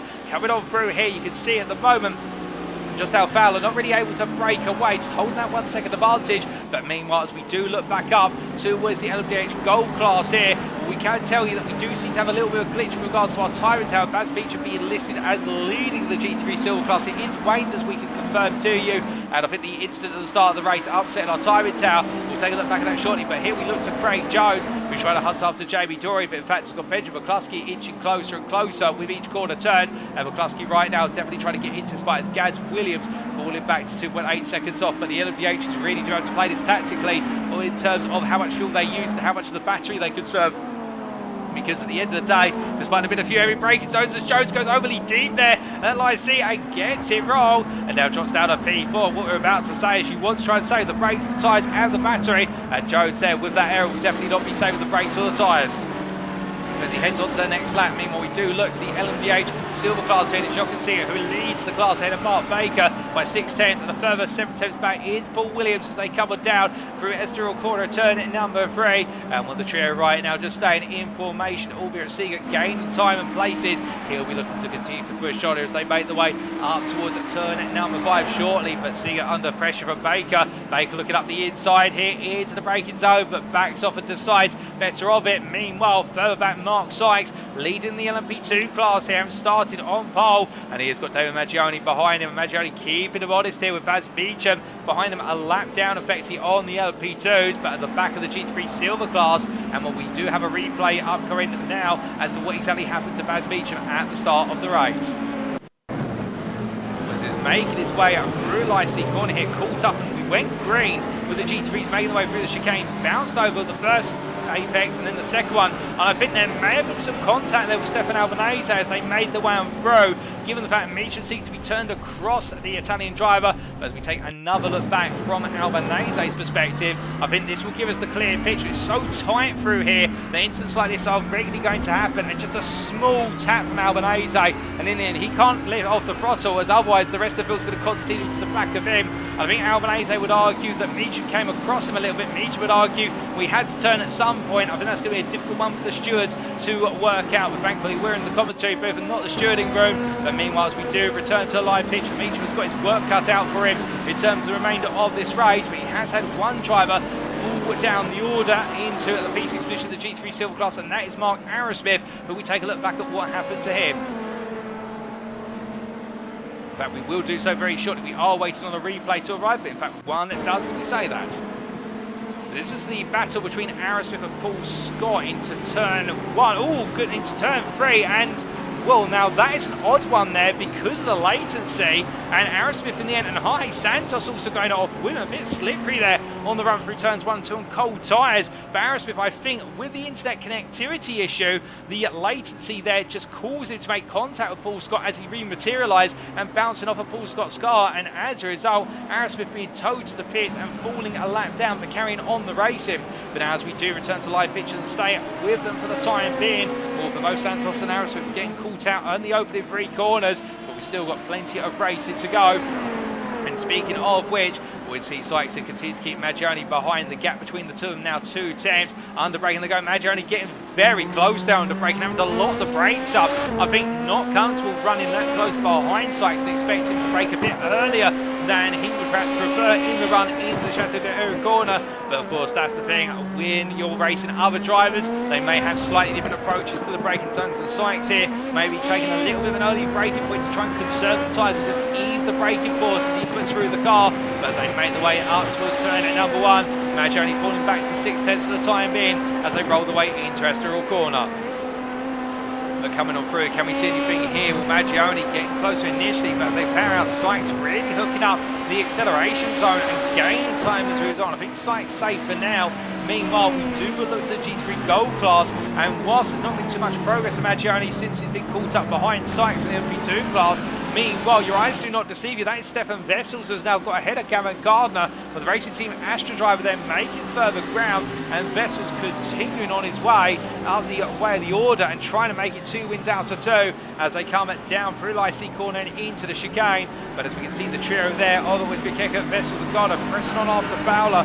Fowler is only 8 tenths up the road at the moment, I think, conscious of the fact that he is being closed up, so he's right on board here with Stefan Vessels.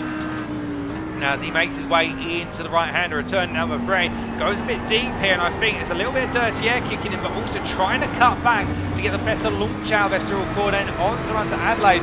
He's sizing up moves early as Vessels. I don't think he's too concerned about fuel saving. He looks to the inside here. You can see Bekeka trying to close the door, but Vessels has got a right to the line now as they make their way to the braking zone onto the anchors. They both go. Vessels there comes to on the inside. Bekeka gives it the space, and we can see trying to go on through with Vessels is Garner there, and it's going to be a two-way drag race all the way down towards the Nürburgring chicane. It's going to be Garner on the inside, Bekeka on the outside, and then Garner backs out there sensibly, I think, given the fact that they're quite early into this race. We're not even 10 minutes in, and to have an instant there would be costly. Meanwhile, further back as they make the way out to Vestibule corner, Maggioni on the inside run there, but as they power the way down, Sykes trying to find his way back. Maggioni now coming across the cover off the inside, and well, a bit of a switchback there under manoeuvring through the kink. And I think Sykes just being caught out a little bit there, and I wonder whether he feels as though Maggioni made a double move. I think Maggioni there used all the width of the circuit to his advantage, and at the same time now relishing taking the lead in the class and trying to break away. The question is, of course, how exactly did he get the move done? We take a look back. Well, this is in the run through turns 1 and 2 and into Estoril. Now you'll see Sykes goes a little bit deep here,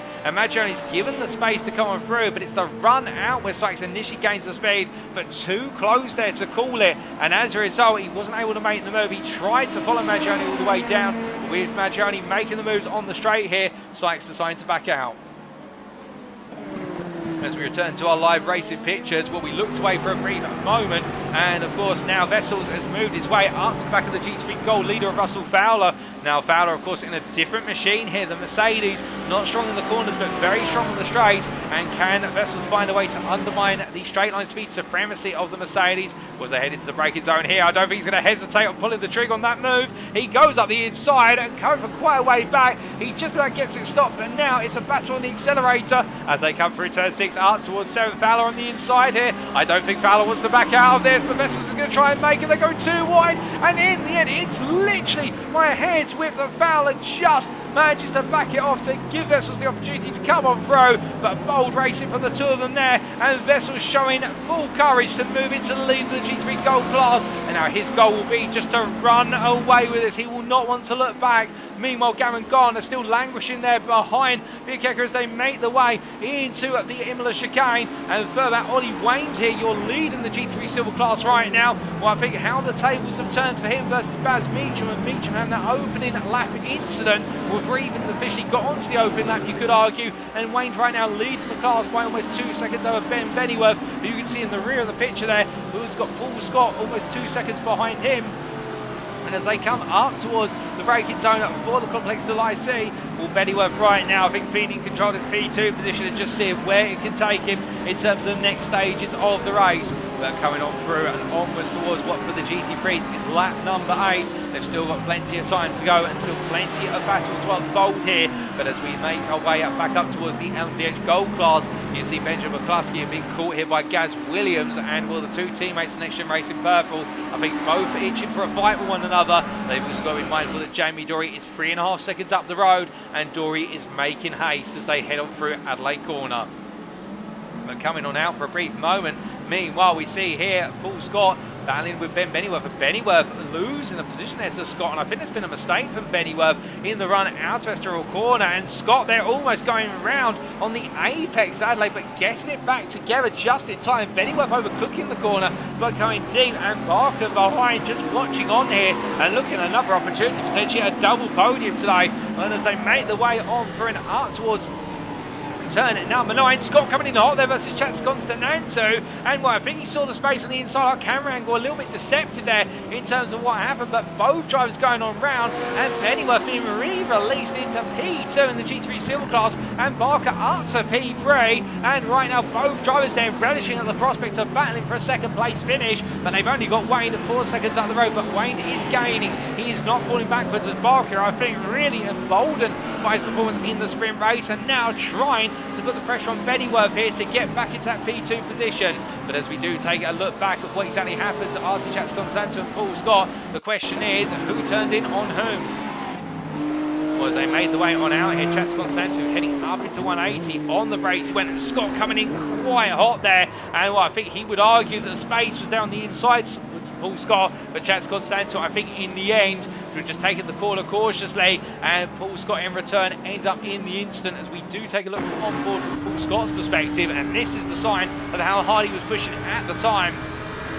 But coming onto the brakes there, the door was open, comes in very hot, and in the end I think it may be a bit of a misjudgment from Scott, because he saw the space was there, but the space was going to close at Chats Constanto. May have been a little bit hesitant to turn in, but unfortunate for the pair of them, and it's cost them both quite dear. But as we return to live pictures now, it is a race that's on for P2 between Barker and Bennyworth. Barker continues to close here. They have Maggiani, the LMP2 leader, just behind, and well, he'll look to cut to the inside of the pair into the Nürburgring chicane. It's going to be close here, and Bennyworth's made to go wide, and Barker will have an opportunity, because I think Bennyworth will be given a slowdown for this, and as they come on through 180, will Bennyworth do everything he can, if he has got a slowdown, to try and bleed it off of the corner, and as he makes his way out to turns 10 and 11, well, Barker will close back up again shortly, one would imagine, but Bennyworth there really being caught out by Maggiani making his way through, and now these two fighting again as Mark Sykes has cleared them. Meanwhile, as we look from them up to the LMDH Gold class, Gaz Williams here being caught by Craig Jones. As we are hearing that Bennyworth has taken the slowdown on the exit of the Chateau de Ura corner, so Barker is up into P2 in the G3 Silver class, but they're still battling for position by only 2/10 between them. But Williams here keeping Jones at bay for now, but falling away from McCluskey, who has found his way on through, and I think the position swap here for the pair has been to simply give them both the opportunity to run their races. But meanwhile, Paul Williams battling hard with Jochen for the lead of the LMDH Silver class on the inside there for Speed 9 Esports. And if he's going to do a classic move on the inside into Adelaide corner, he takes the lead, and now he'll hope to not have to look back as they head up towards Nürburgring chicane. Meanwhile, Baker is a further 9 seconds off of this pair, has fallen away over recent laps, but still they fight on, and they do have the strategic considerations of both drivers. They're going overly deep through 180, and just in front of them they do have the pair of Scooter and Santos in the G3 bronze class, both on alternate laps. So Santos being a lap down Scooter, Scooter looking to try and come on through, but I think it's going to be a difficult one for the BMW M4 driver. Oh goodness me, there's contact there where you can see it tries to come through with a space that's afforded after Williams squeezed his way on through.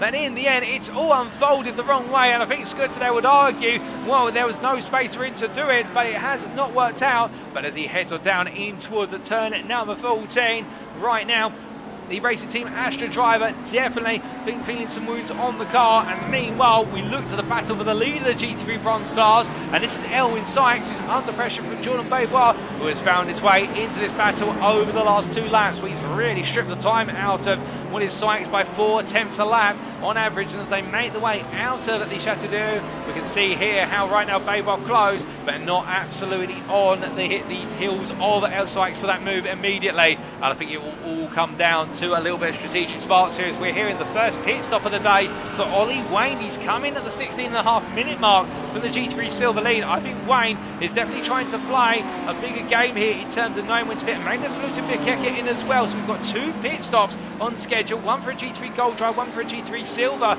and could we see a mass exodus to the pit lane of the G3 drives within the next couple of laps? My gut instinct says maybe, but that is quite an early pit stop for the pair, and perhaps they are just trying to find some space on circuit. And to be fair, looking at our circuit map, they would find a lot of space available to them should they come out of the pit lane soon, albeit the consideration they have is they do have the lead portion of the LMDH Gold class coming through, and that may just cost a bit, particularly for Bikeka. For Wayne, meanwhile, I think in fact he may have timed this right, because he's just come out in the gap between P2 and P3 in the class, and as he comes out of Estoril corner he should be clear. But as Sykes here continues to try and break away from Beauvoir once again for a moment, as they head in towards 180, you can see the difference of lines there. Beauvoir really taking an aggressive tight line, trying to rely on the rotation of the front of its mid-engine rear-wheel drive drivetrain. Meanwhile, by comparison, Sykes taking deeper cuts to the corner, going for that late apex, and it's those differences in line that are not making too much of a difference in the lap time. It's interesting to see how both drivers are sizing up this race and trying to take their own approaches to get the laps delivered and look to bring that gap down or increase it if you're in Sykes' position in particular. But meanwhile, we look back up to your overall and your LMDH Gold leader, as you see Gavin Garn there and Chats Constanto both steering clear on the run through 180. This is Jamie Dorey, who's been caught up by Benjamin McCluskey as they head up towards the Imola chicane. And Dorey here under increasing pressure as we ride on board with the NXTGEN Racing purple driver McCluskey. Now, of course, here Jamie Dorey having led the race for quite some time. I think that Dorey may have just taken a little bit of speed out of the car compared to McCluskey. I think McCluskey is now trying to play the game of speed over strategy as he makes his way into the Lycée corner. But of course, now as they get closer and closer together, McCluskey might start to think about fuel step. Does he really need to force this pass early? Or can he play it a little bit smarter and just stay behind Dorey and save some fuel in the acceleration zones, and particularly on the long straights? As they make their way into Estoril this time, we'll see the attitude of the car as he comes out of turn 3. Both of them nailing the apex there, and Dorey bringing the car over to the right immediately. I think Dorey's worried about McCluskey looking for the move into Adelaide. He doesn't want to lose the lead of this race, does Dorey. McCluskey meanwhile staying right behind. I think Dorey trying to give himself every advantage. If he's got a bit of a fuel advantage, that'll help him gain some time in the pit lane, but he wants that track position just to give himself a bit more of a comfort zone with regards to the fact that he should re-emerge from the pit lane ahead of McCluskey based on our current predictions. McCluskey meanwhile staying right there behind as they make the way through Nürburgring and up towards 180. Onto the brakes they go. Dorey goes a little bit deep there, but brings the car back together. McCluskey has to release the brakes and therefore overextends the apex. Conscious of the fact that Dorey could have been on the verge of going round there, I think it is mine. But as they make the way out of turn 11 up towards Imola, they have Paul's got in front of the company, and this will cause Dorey to close back towards McCluskey. Under braking in to the right hander here, going into the Chateau d'Eau. But you can see Paul's got there, giving the pair the space, staying on the inside line, seeing them coming. And as they make their way downhill now, well, McCluskey there, 3 attempts still, but not able to make the move. As we do look to the YouTube chat and see Mark Arrowsmith there saying that sadly for me, or sadly for Mark, it was his fault with regards to the contact between himself and Paul Scott on the open lap. Went round the outside, a great move, but brakes till he touched the dirt, which sent him sideways. Just glad he didn't catch him on. Well, thank you for clarifying, Mark. We didn't quite see you touching the dirt as you made the move, but still, it was adventurous, but it didn't quite work out, and hopefully things will work out later in this race, or indeed in the season finale for you. But right now, as we continue to study this battle between the two LMDH Gold leaders, McCluskey here now within 1.5 tenths. I think using a little bit more of the battery here. Dorey defends the inside. McCluskey's going to try and go around the outside or force the cut back, but as he comes on through, he stopped there on apex. Dorey sees it's coming, and McCluskey now will have to use even more of the tools available to him if he wants to get this done. Half a tenth is the gap between as they head into the ring, but in the end McCluskey has to back it out. He just simply cannot commit to the move here this early on, and Dorey right now frustrated his rival as they come behind the battle for the GT3 bronze class lead between Babewa and Sykes. But as they both make their way on through, I think they'll clear Babewa before they head in towards Imola. You can see Dorey there having to tuck him behind, and McCluskey being given another shot at this as he is able to just sit there. Meanwhile, Gavin Gardner coming up behind Jack Barker by comparison, and as these two negotiate their way into 180, I think they'll look to swap places given they are in different classes, with Gardner in upwards the GT3 Gold class having taken a pit stop. Meanwhile, Barker yet to take his scheduled stop, but Barker involved in an instant only moments ago. We can see a bit of damage on the front of the car. He's shot back down to what is P. Well, in fact, he's still in P2 in the GT3 Silver class, but we have had a good number of GT3 Silver pit stops, including Ollie Wayne, Stefan Albanese, Ben Bennyworth and Baz Meacham, albeit some of those are unscheduled stops, so we're not quite fully in the depths of what is most of our drivers of the GT3 Silver class having made that scheduled stop yet. The only ones who have, we would argue, are Bennyworth and Wayne, but we will take a look back very shortly at what exactly happened to Jack Barker. In fact, we do have a replay coming up now.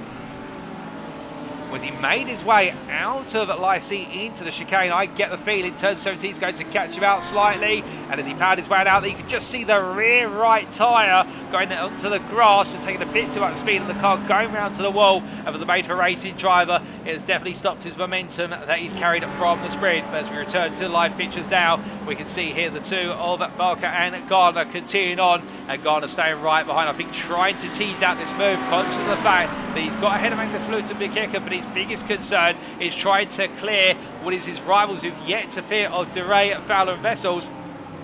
As they come on down into Adelaide, again just not able to make the move. Meanwhile, Baker there going deep through Adelaide corner in P2 in the LMDH Silver class, and he's still got to find some time if he wants to hunt down Paul Williams. But meanwhile, as we look back up to the LMDH Gold battle for the lead, we can see here Next Gen Racing Orange's Jamie Dorey in that position still, with there being a bit more separation now between himself and McCluskey. McCluskey caught up behind Stensport DeRay as they head onwards towards the next lap, and Gaz Williams is caught up here, and that is how the traffic can very quickly change the tone of the race. with McCluskey now being relegated to fending off a charge from the P3 driver rather than hunting after victory. As they make the way out of Estoril corner, you can see Williams there with Fowler just taking his line, having emerged from the pit lane. Well, Russell Fowler, in fact, not emerging from the pit lane on his opening stint still, we should say. The Fowler with nowhere to go, and Williams having to back out and play it cautious and play it safe. Of course, that is the expectation for the faster class. They're responsible for the safe navigation around the slower classes. Williams now finding that Jones is right there with him as they head up towards Nürburgring.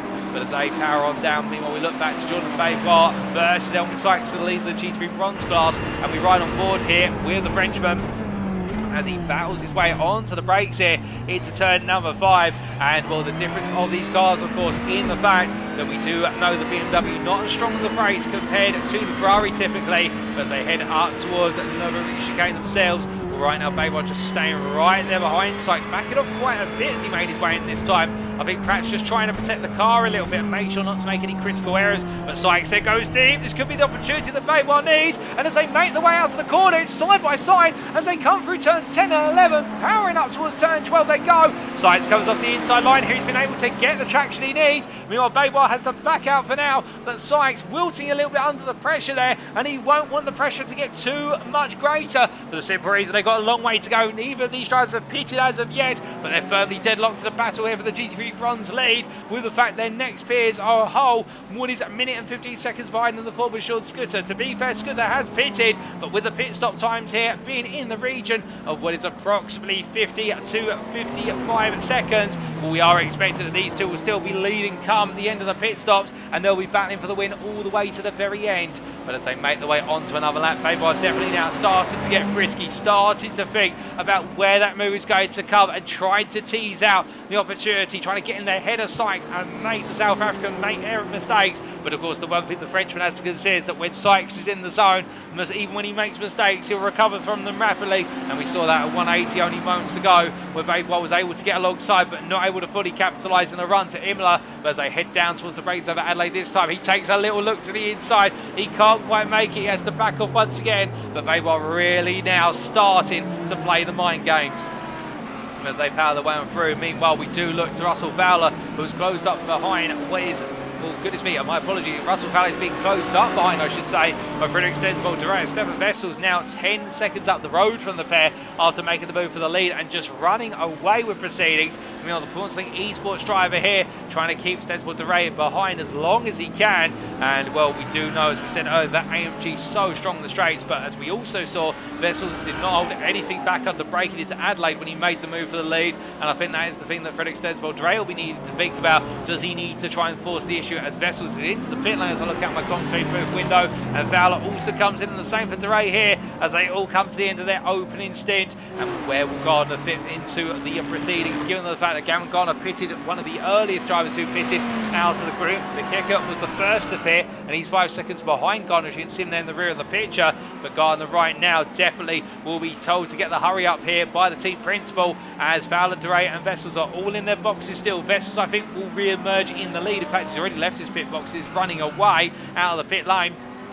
But meanwhile, where will Gardner fit in versus Fowler and Dorey? I think he'll feel as though he may have done enough to get closer, but has he done enough to be in the fight with them? Alternatively, Jumpman will Dorey's already leaving his pit box. As we look to the pit lane here, you can see Dorey heading on down. Fowler yet to leave. In fact, he's starting to leave his pit box shortly, but Gardner comes on through and he takes P2 in the GT3 Gold class here. Does the Next Gen Racing Pink driver. He gets the move done, and Fowler still in his pit box. He's still being serviced. Something's gone wrong for Russell Fowler. And well, the pit time right now is just building and building as Gardner here comfortably back into P2 with an advantage of what is 2.2 seconds over Frederick Stensvold as they make the way down towards Adelaide. But there, it has not worked out for the team slow-mo driver. He has been jumped on strategy as finally Fowler leaves his pit box. I think something has gone very wrong in his pit box, and indeed the pit crew are shaking their heads right now as he had a pit stop time, a stationary time of 1 minute and 5 seconds, whereas everybody else has had stationary times varying between 22 to 29 seconds on average. But of course, he won't be falling out of the race completely. He'll still have his hopes to get back into the race. But meanwhile, speaking of the race that is going on, Jordan Baybar has taken his pit stop for the day. Elwin Sykes has not. Sykes has got one more lap, and we are expecting Sykes to come on in. Speaking of Elwin Sykes, here he is coming on down into the complex to IC. And as he makes way from turn 15, will he go straight on here? He does, goes onto the brakes, and well, they're very cautiously breaking his way to the pit lane. That's going to cost him, I think, about a second in time, but is it going to cost him dear when all is said and done? Well, here is Jordan Babois right now, making his way out of turn at number 9.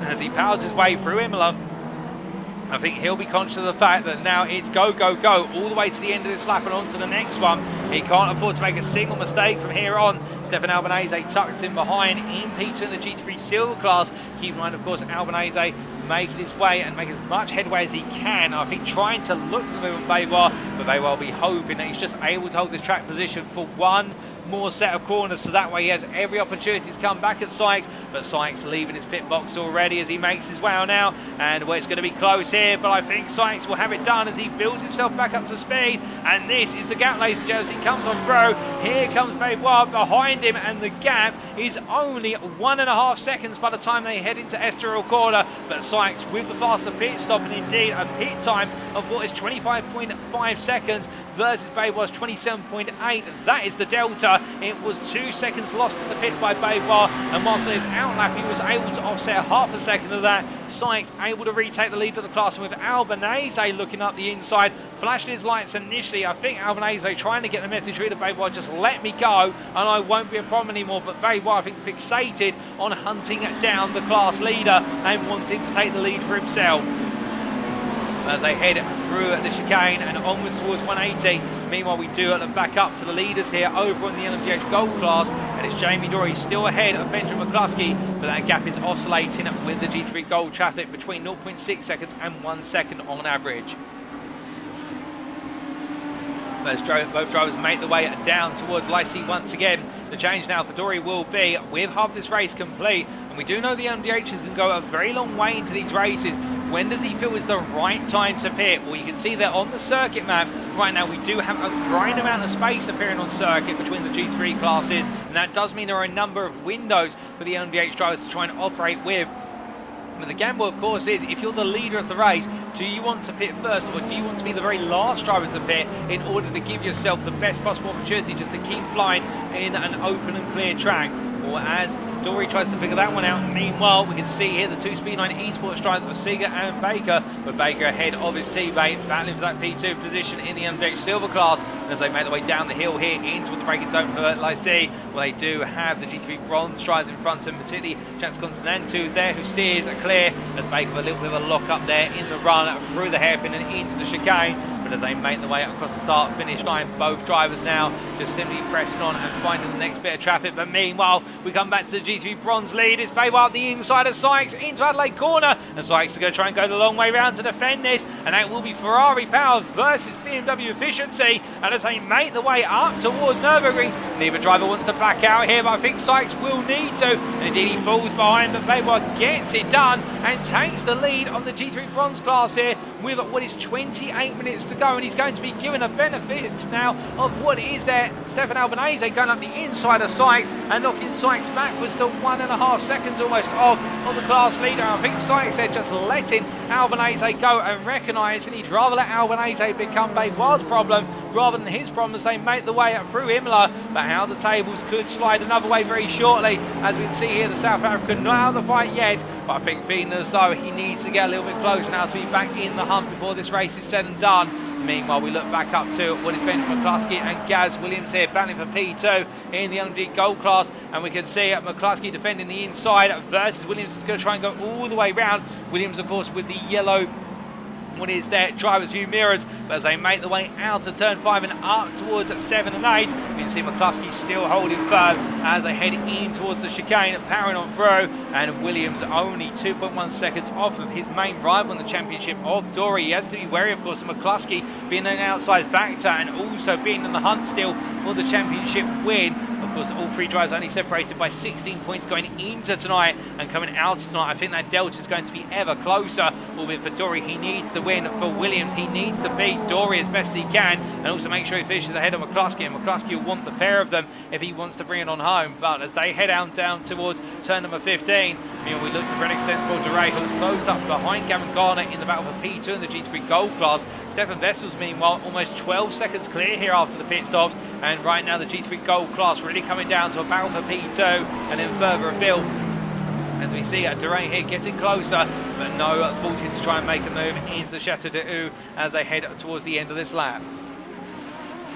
Pan their way on down the hill here and in towards the next braking zone. I think Extensible Dorey will definitely take a lot of inspiration right now with regards to the fact he's been able to close up to Gardner over the last couple of laps, and that has not been an easy feat necessarily. We have typically seen that these two drivers very even on pace, but I think for Dorey, his mindset will be on that if he can't beat Gardner, he just needs to finish behind him in order to get that key result. And given that Gardner finished behind Dorey by not two places, by one place in the end of the sprint race, Dorey therefore will have a few points in his pocket, albeit the points are more in the feature race, so Dorey can't become complacent, but his gap will still stand at a minimum of what is, if my memory serves me correctly, 17 points going into the season finale if things finish as they currently stand. So therefore for Dorey, he doesn't need to push this too soon. I think he'll just try and see if the race will come to him, and then in the final 7 to 5 minutes, that's where he'll go on the ultimate offensive if Garner is still looking stoic in his defence.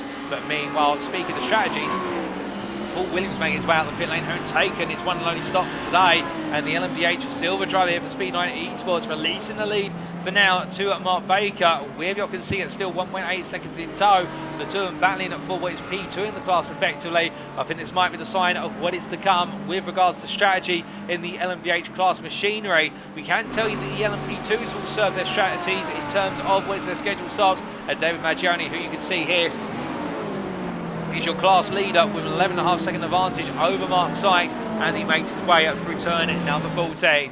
But heading on down here, he does have a little bit of GT3 traffic to contend with, but I don't think it's going to daunt him too much as he gets set to pass the battle for GT3 Gold at P2 very shortly with Dorey, the first driver up on the block. And as they make the way through turn 16 and 17, I think Dorey will just simply stay clear here over on the right hand side as Maggioni has an opportunity.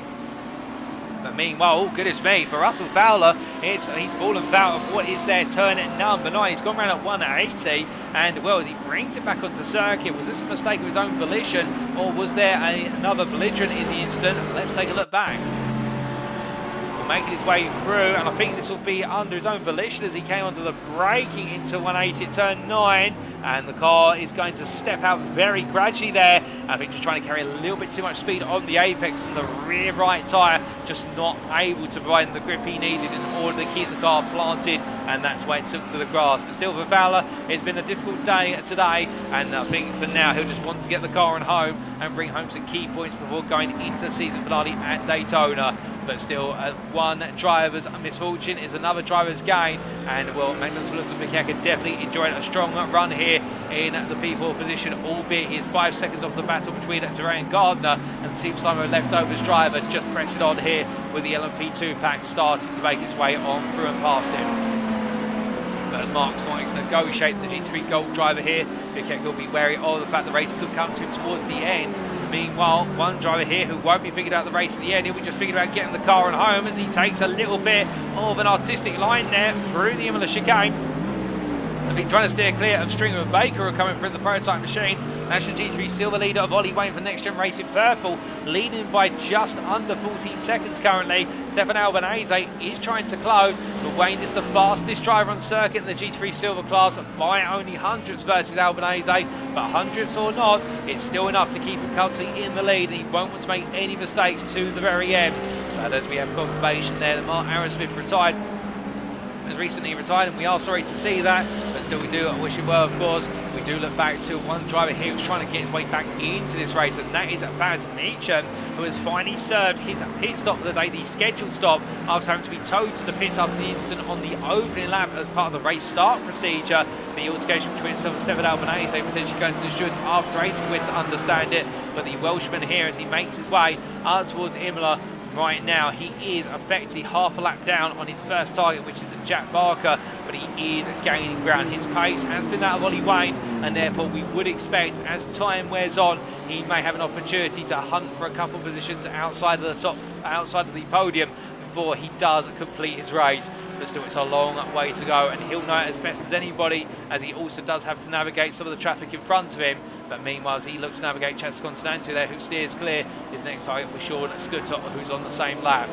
But we look up to the LMDH Gold drives once again, and we can see the Next Gen Racing trio of oranges at Dorey ahead of the purple pair, always McCluskey and Williams, as it's a mistake there for McCluskey into Nürburgring. And I think the fact he just misanticipated Sykes there being halfway through the chicane as he approached it at full speed, and McCluskey, with that invalidation of track limits, the number 28 driver there will have to be cautious of the fact he may have a slowdown, and of course that will go to his track limits tally over the duration of the race. He does have Gaz Williams behind, and Williams will look to pounce should there be any major errors from McCluskey. But as they make their way down right now, Dorey being given more breathing room, and it is all coming the way of Jamie Dorey. There's no question about it as they head into the complex del IC. But then again, say that he's now got a little bit of GT3 traffic in front of him.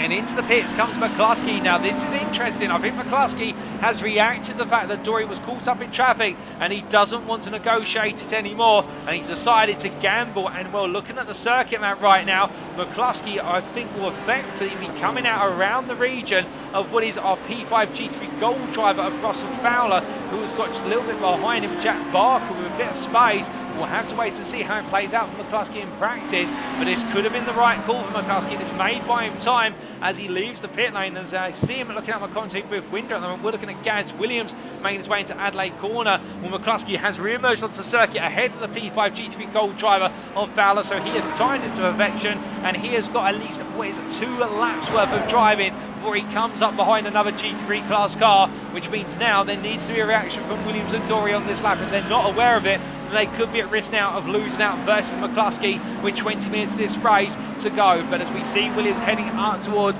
the Imola chicane, charging on through very shortly, well, I think the challenge for him is here: can he afford to gamble pitting soon, or does he pit later? Does he try to go as late as possible? Well, you can see that meanwhile they're battling with Mark Baker. Baker coming on through, and as they head on through it towards the next corner sequence, we can see there Elwin Sykes just trying to steer clear of the Speedline Esports pair as they continue this battle for P2 in the LMDH Silver class.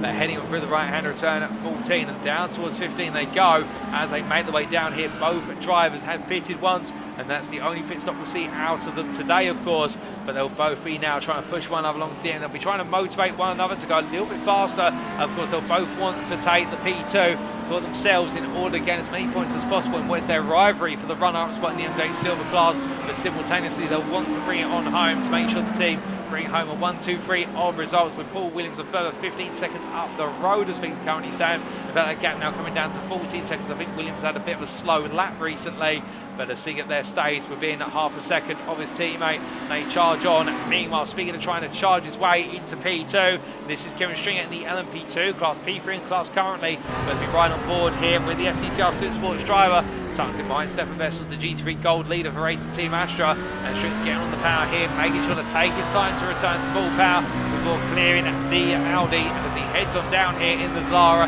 where his next target is Mark Sykes. He's 1.3 seconds up the road, but given the relative delta in pace between the two of them on average, I think that gap is going to come crashing down.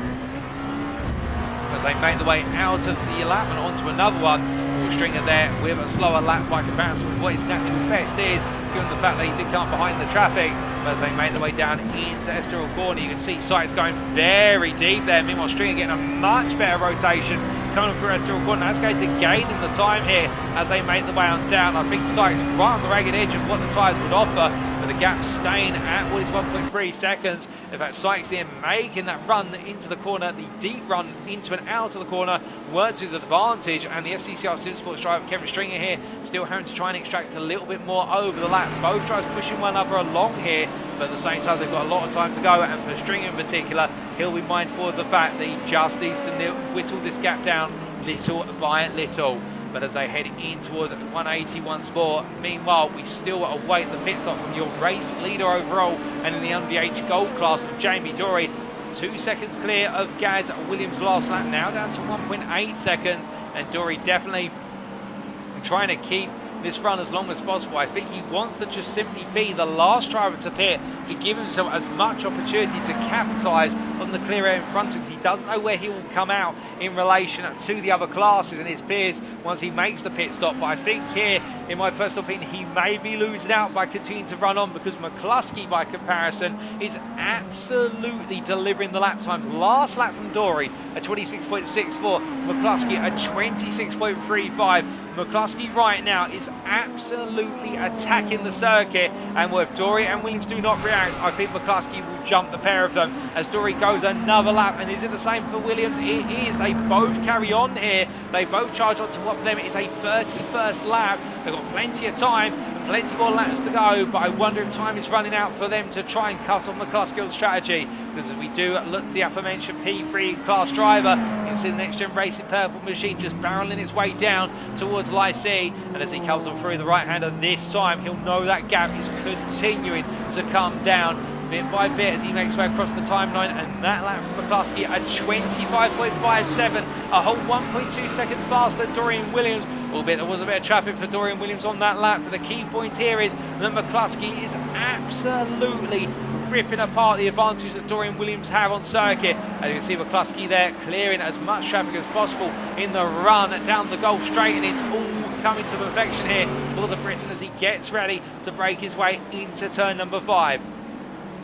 They're heading on down onto the brakes, and meanwhile we do look to Paul Scott here in the G3 Silver class, who's chasing after the final spot on the podium versus Ben Bennyworth. And Bennyworth, as he comes on through Estoril Corner, will be mindful of the fact that Paul Scott is getting much closer on corner exit, and perhaps he'll feel comfortable with 3 tenths as the gap as they power their way down the Gulf Straight. As they head on towards top gear very shortly, we can see Scott now 2 tenths. The Audi continues to close. The Porsche gets ready to the bend on the brakes here, and Bennyworth's going to try and do everything he can to make Scott go around the outside. Scott looks at the cutback on Apex here, but he's covered off by Bennyworth as they power out. Dorey's into the pit lane. We can update you as Williams carries on to lead a lap of this race, but Dorey has decided to come in, and we'll keep an eye on what's happening with McCluskey in terms of whether he'll be able to jump Dorey through the pit strategy. As we look to this battle on our screens right now, well, Bennyworth definitely keeping it nice and compact, going on through the borders, left, right and centre. But meanwhile we must come back to McCluskey versus Dorey. Here's McCluskey making his way down towards turn number 1, and Dorey's just leaving the pit lane. It's going to be very close between them, but McCluskey has done it. There is the gap, and Dorey now has gone from having an advantage of what was 2 seconds when McCluskey pitted. It has now opened up to an advantage of 1.5 seconds, in fact 2 seconds, with Dorey going wide out of Estoril Corner, and McCluskey is right now looking to be in firm control of this racing strategy. If he can nail the next couple of laps and not find the traffic hit him too aggressively, McCluskey is going to be your race leader in the LMDH Gold class, we predict, because with a gap of 26 seconds between himself and Williams, and with a pit time of what is approximately 35 to 36 seconds, McCluskey will have got this done by simply pitting earlier than most. But meanwhile, whilst we wait for Williams to pit to see how the final component in the LMDH Gold strategic battle for the win plays out, we look back to Bennyworth versus Paul Scott. And as we can see here, Scott again with a very strong run off Estoril, and this time Bennyworth immediately defects the inside line. Scott's going to have the run round the outside here. It's going to be side by side in the long hunt. But in return now, Scott's got to think about this. He knows Bennyworth will be wary of his cutback runs, but as they head under braking here, I think Bennyworth's just going to keep the elbows out. As a flash of lights there from Chats Constantin, flashing to say to Paul Scott, you can't use the exit curve, I'm here, I've gone round. And brilliant awareness there from Paul Scott, and also great patience and also manners from Chats Constantin. And now Scott's had to back off again, but Bennyworth under huge pressure. But meanwhile, we look back to your leader, and it is McCluskey as Williams comes out of the pit lane, and Will Williams has jumped ahead of Dorey as well, with Dorey making that mistake on pit exit coming up through Estoril. Williams has jumped to P2 in the LMDH Gold class. Dorey has lost 2 places for the price of 1 pit stop. We've got Sean Scoots around there as he rejoins. We're not quite sure what's happened. We'll try and understand shortly, but the thing we understand, and it's very visible, Benjamin McCluskey is now in the lead of this race, and with 13 minutes remaining, he's got a 2.5 second advantage over Gaz Williams, and if he can hold on to this, it could all be going the way to be pretty much dead even between McCluskey, Williams and Dorey in the season finale at Daytona. McCluskey right now has a golden opportunity to win here. He's just got to negotiate the traffic and find a way to manage this race, and right now he will not want vessels right in front of him. on the exit of 180, but that's where he is. But he's used patience to his advantage and now presses on. But as they make the way through Imola here, of course, the way the traffic works out for one may not be the same for another. And McCluskey will be all too aware of that as Williams now finds himself coming up behind Jochen Seeger, who is a lap down. He'll get past Seeger quite comfortably here. And Vessels as well as they make the way out of the Chateau d'Eau. And Williams here will gain a little bit of time on average over the course of the traffic implications. But meanwhile, we do look from them to Kevin Stringer, who has found his way past Mark Sykes quite recently. And what has happened to Mark Sykes in that battle, because the gap has opened up quite cataclysmically for the Next Gen Racing driver. Well, as they made the way on through, Sykes there with a moment on rotation and caught the car just in time before it went to the gravel trap on the exit. So great catch for the Next Gen Racing orange driver, and that's how Kevin Stringer moved into P2 in the LMP2 class. And well, in the end, Stringer absolutely delivering the laps and not making the same mistakes as Sykes, and it's that consistency that has paid off for the SCCR Supersports driver as he now clears the battle of the P3 in the G3 Silver class between Bennyworth and Scott on his way to trying to bring home this podium finish. But looking to Scott versus Bennyworth, we do ride on board with the Audi driver here as he looks for another move, looks for a dart to the inside there into the Chateau d'Eau. As he heads out to the hairpin, you can see the body language of the car from Paul Scott. He is looking very threatening. Meanwhile, Bennyworth, by comparison, just trying to keep these narrow lines, trying to maintain that defensive stance as much as he can. I don't think Bennyworth has any means of really breaking away from Scott unless Scott makes an error on the offensive, and in return now it's going to be a defensive drive from Bennyworth all the way to the finish. In terms of other drivers in the G3 Silver class who close up to this, it is a gap of always 16 seconds to Jack Barker behind. Barker is closing little by little, but he's not closing anywhere near enough to get involved in this fight unless they start taking 2 to 3 seconds a lap out of one another. But as they make the one through it again, Scott this time nailing the exit of Estoril, the Porsche Bennyworth charging on his ignite, but the 6 cylinders there just not delivering the straight line speed. And as they head towards the braking zone here, it's going to be side by side, but we've been here before and Scott will know that Bennyworth can counteract that cutback move. But as they come through, no driver on the exit curve this time, and Paul Scott tucks in behind.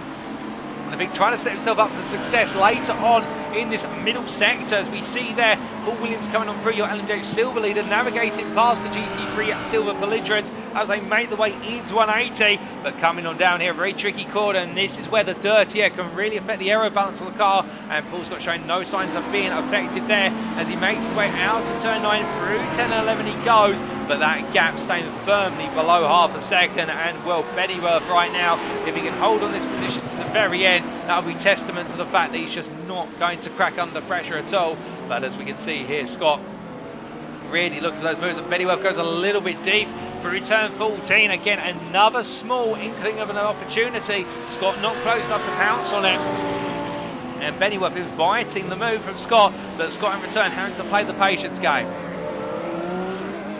As they come out of 15 through the chicane, they go once again. Both drivers there clattering their way over the curbs. The suspension racks of the car doing everything they can to hold together, and as they make the way onwards towards turns 1 and 2 this time, we've got less than 10 minutes remaining for the pair. Meanwhile, as they make the way onto another lap, we do look from them to Jordan Baybois, your GT3 bronze leader, and Baybois has got a load of damage on the car by the looks of things, unless I'm mistaken. It looks like the front bumper's come off the car as he makes his way down into turn number 5. We're not exactly sure what's happened to Baybois, other than that he has been involved in some sort of incident. We will try to find out what exactly happened very shortly, but as he heads up towards the Nürburgring chicane, we haven't got any information on that. In fact, I think for Baybois, if he's been involved in an incident, it's not been recorded, but the car not in a good state of repair, but he does still have a 6.7 second advantage over Elwyn Sykes, so it can't be impacted in too much. As meanwhile, whilst he presses on, we look to Elwyn Sykes, and here is the racing team Astra driver, who right now just not on the pace to hunt down Baybois, and the traffic falling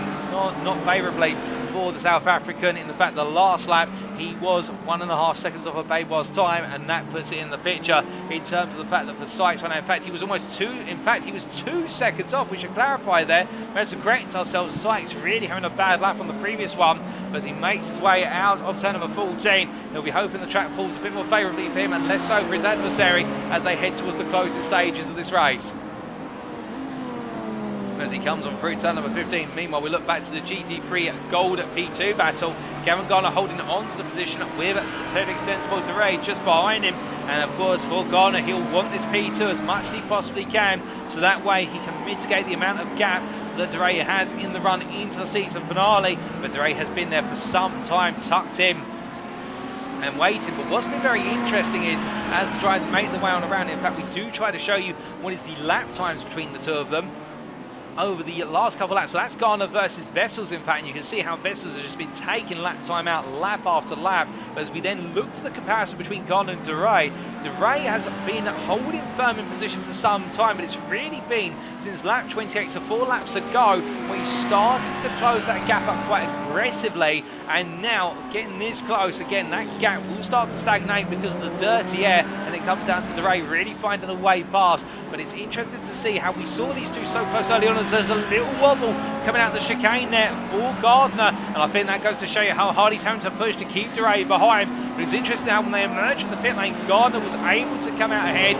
but keep a gap of a couple of seconds to Dorey. Dorey started to close it, but at a very gradual rate, and now as we're getting into the closing stages, Dorey just seems to have this natural ability to get a little bit more out of the tyres compared to Gardner as they make their way into the final 10 minutes under race conditions, and that is where Dorey seems to just have the ability to extract these results. He just is not losing tyre life compared to his peers, and Gardner right now having to defend into Adelaide. This is the first defence he's having to commit to. Goes a bit deep on quarter exit. Dorey tries to cut back to the inside now in the run up towards Nürburgring, but Gardner there able to get the throttle down, bury the throttle nice and deep, and Dorey has to back off at the time being as they come on through and down towards 180. We're right on board the gearbox here of Gardner, as we're hearing that Bennyworth and Paul Scott still battling hard for position, and Bennyworth holding on for now, but for how long can he hold on? That is the big question as they make the one through. In fact, Stefan Albanese into what is the pit lane, so in fact dethroning himself from the lead of the GT3 Silver battle for P2. It's Bennyworth versus Scott to the finish now for P2 in the class, as Albanese taking his final pit stop, in fact having to be towed to the pits. We're not quite sure what's happened there for Albanese. It seems though something's gone very wrong in the pit lane for the DRS Esports team, but Garner able to break away a little bit from Dorey here as they exit out of the Chateau de and down towards the complex de l'IC, as they head through turns 15, 16 and 17. Will we see another wobble here for Gardner coming through the chicane, or will he be able to clear it up this time?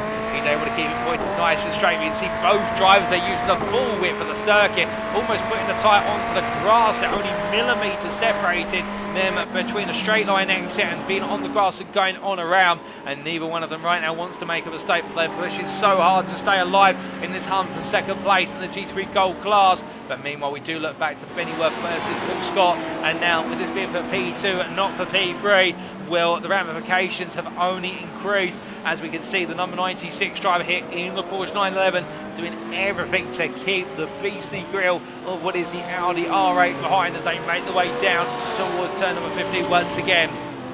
And coming on down into the braking zone here, we've Scott forward back to 310, but staying well within attacking distance, and they have not got many more laps to go, given the fact that our race leaders, our overall leaders, have only got about 3 laps remaining, including the one they're on. For our GT3s, it's only going to be another 3 laps as well, and for Bennyworth here with Scott there at this point in time, you would imagine now he's thrown everything at this as Paul Scott to try and find a way on through. Bennyworth has forced him at every possible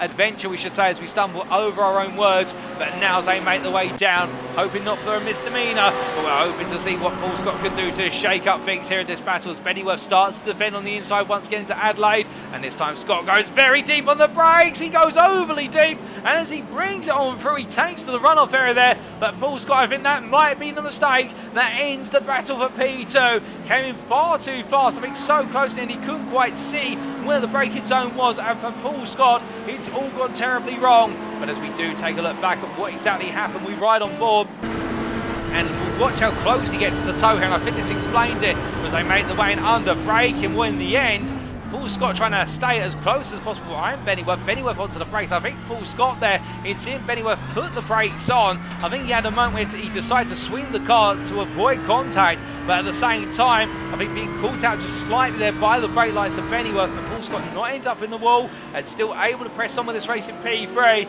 But 3 seconds is the gap between the two of them now, and he'll know that his opportunities are almost running out. But meanwhile, as we look up to McCluskey, here is your LMDH Gold leader, leading by a margin of almost 5 seconds. But meanwhile, Williams versus Dorey, and these two fighting one another hard. Dorey will want to pass Williams to the sid more easily. He'll want to make up for his losses in the sprint race. Williams will want to keep Dorey at base. It will force Dorey down in terms of championship points and give Williams breathing room, even though McCluskey is going to gain some ground. But it will mean that Williams will gain overall versus the pair of them going into the season finale if things finish as they stand. But as they make the way on through, Williams there going for a very do-or-die move up the inside of Fred Extensible Dorey into the Imola chicane. And well, you don't normally see that. Meanwhile, Dorey being made to wait by comparison. And well, that goes to show just how much it means to Williams in terms of he wants to place as Dorey there flashing his lights. And I think in particular flashing his lights with regards to perhaps Williams taking the adventure up the inside. But as they make their way through Light C, you can see there that Dorey loses out massively here, being caught up behind the GT3 drives, being patient and being the gentleman, but his gentlemanly ways here cost him extremely dear as he makes his way through turns 1 and 2. But coming on down into Estoril now, the gap has opened up to what is a margin of 1.5 seconds, and can Dorey find a way to close that back up? He's on the penultimate lap here. Of course, they will have one more lap before all is said and done. I think for Jamie Dorey, that may have just undermined all the advantages he's gained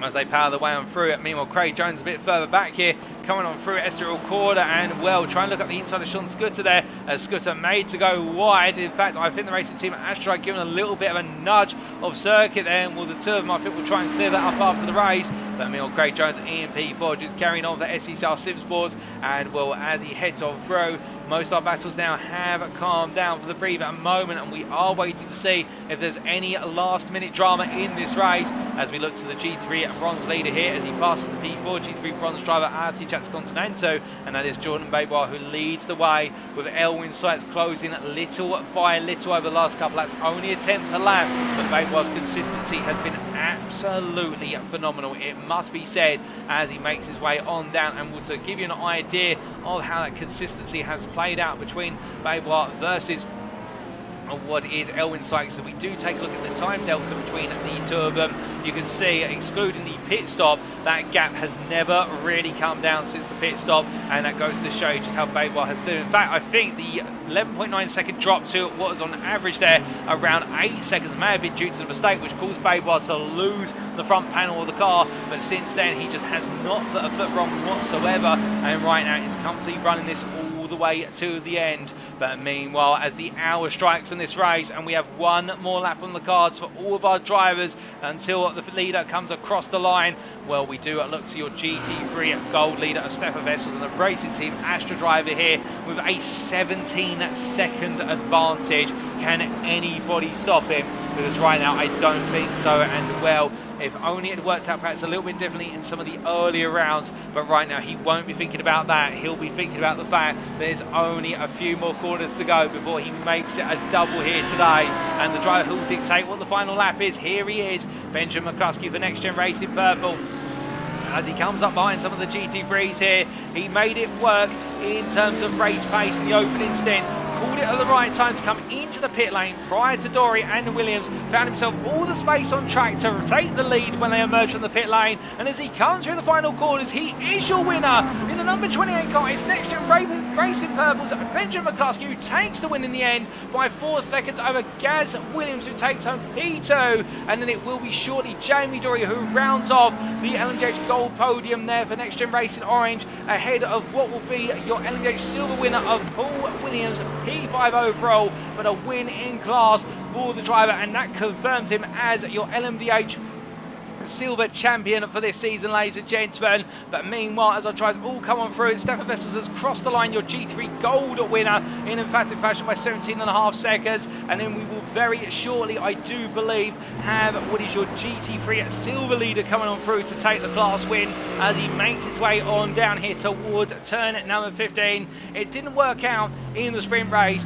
but he's turned it around in the feature, and he has been unstoppable from start to finish. Ollie Wayne comes on through to make it another another win in his journey in the Battle of Gaz Williams. He'll go to the wire between them, but he is your class winner by 32.1 seconds over Ben Bennyworth, and then it will be Jordan Baybois, who as he makes his way into the braking zone here, despite the late scare in this race, he hasn't faltered. He won the sprint, and he's going to win again on home soil in the feature as he crosses the line. Your double winner in the G3 bronze class, waving from side to side. They're absolutely happy with his performances, and it will be David Maggioni who comes on through to take the LMP2 class win by 23.5 seconds over Kevin Stringer as he crossed the line there, the privateer, in a great driving class. And then we do have, I believe, always Ben Bennyworth just behind, who finishes P2 in the G3 Silver class, but I think that is for most of our drivers that more accounted for, and Paul Scott will round off the G3 Silver podium there as the last of our finishers in this race. But what a race from start to finish, and won the LMDH Gold class. It was all strategy that did it today in track position, and McCluskey definitely showing his knowledge of how important track position was today at the Magny-Cours circuit as he makes his way with teammate in tow of Gaz Williams to the pit lane. And it will be Gaz Williams who has a clear advantage going into the season finale, but I think McCluskey will definitely now take hope that he can steal the championship away from Williams, or at least finish P2 ahead of Dorey to make it a team 1-2 for Next Gen Racing Purple when all the racing said is done. Dorey, meanwhile, he's missed out on a major opportunity here today to really seal the deal in terms of bringing it to even points. He'll know he'll be out the car immediately, and I think so the frustration will definitely be felt as he looks to reset for the season finale. Meanwhile, David Maggioni, not a competitor in terms of in the championship fight, become the very end of the LMP2 class, but Maggioni at the same time making himself felt with Kevin Stringer's P2, giving him a firm advantage over Stock going into the finale. And as we see Gardner parked up there with the Next Gen Racing Pink driver 9, that he has been able to hold off Fred Extensible Dorey to P2, Dorey P3, and that means the advantage that Dorey takes into the season finale will be cut very slightly, but it will be Gardner who has to take the initiative at Daytona if he wants to steal the championship away from the Team Slow-Mo driver come at the final checker flag. But as they make the way on around Ben Bennyworth as well, another great performance there from the Porsche privateer, holding off faster competitors from start to finish, and with another podium that definitely keeps his hopes alive of finishing inside the top 5, if not the top 3, come the very end of the season as he makes his way on through with his turn at number 14. But with our drivers making their way gradually to the pit lane, ladies and gentlemen, we take a look to the race results subject to any stewards' inquiries, and well, here are the overall results first and foremost. We can see your overall winner and your LMDH Gold winner of Benjamin McCluskey after 60 minutes of racing action in the feature round 9 at the Magny-Cours circuit, taking the win by 4 seconds the end over his teammate Gaz Williams, with Next Gen Racing Orange locking out the podium for Next Gen Racing as a whole. P3 there for Jamie Dorey, albeit the mistake towards the end cost him dear. Craig Jones P4 for SCCR Sim Sports, another strong performance from the number 88 driver ahead of Paul Williams, your winner in the LMDH Silver class, and with the 2 wins today, taking the LMDH Silver crown with a round to spare. Congratulations to him. He'll be formally crowned as of the end of the season next week. Mark Baker P6 there, second place in the LMDH Silver class with his teammate from Speed9 Esports, round off the podium there for the entire team. Jochen Seeger P7.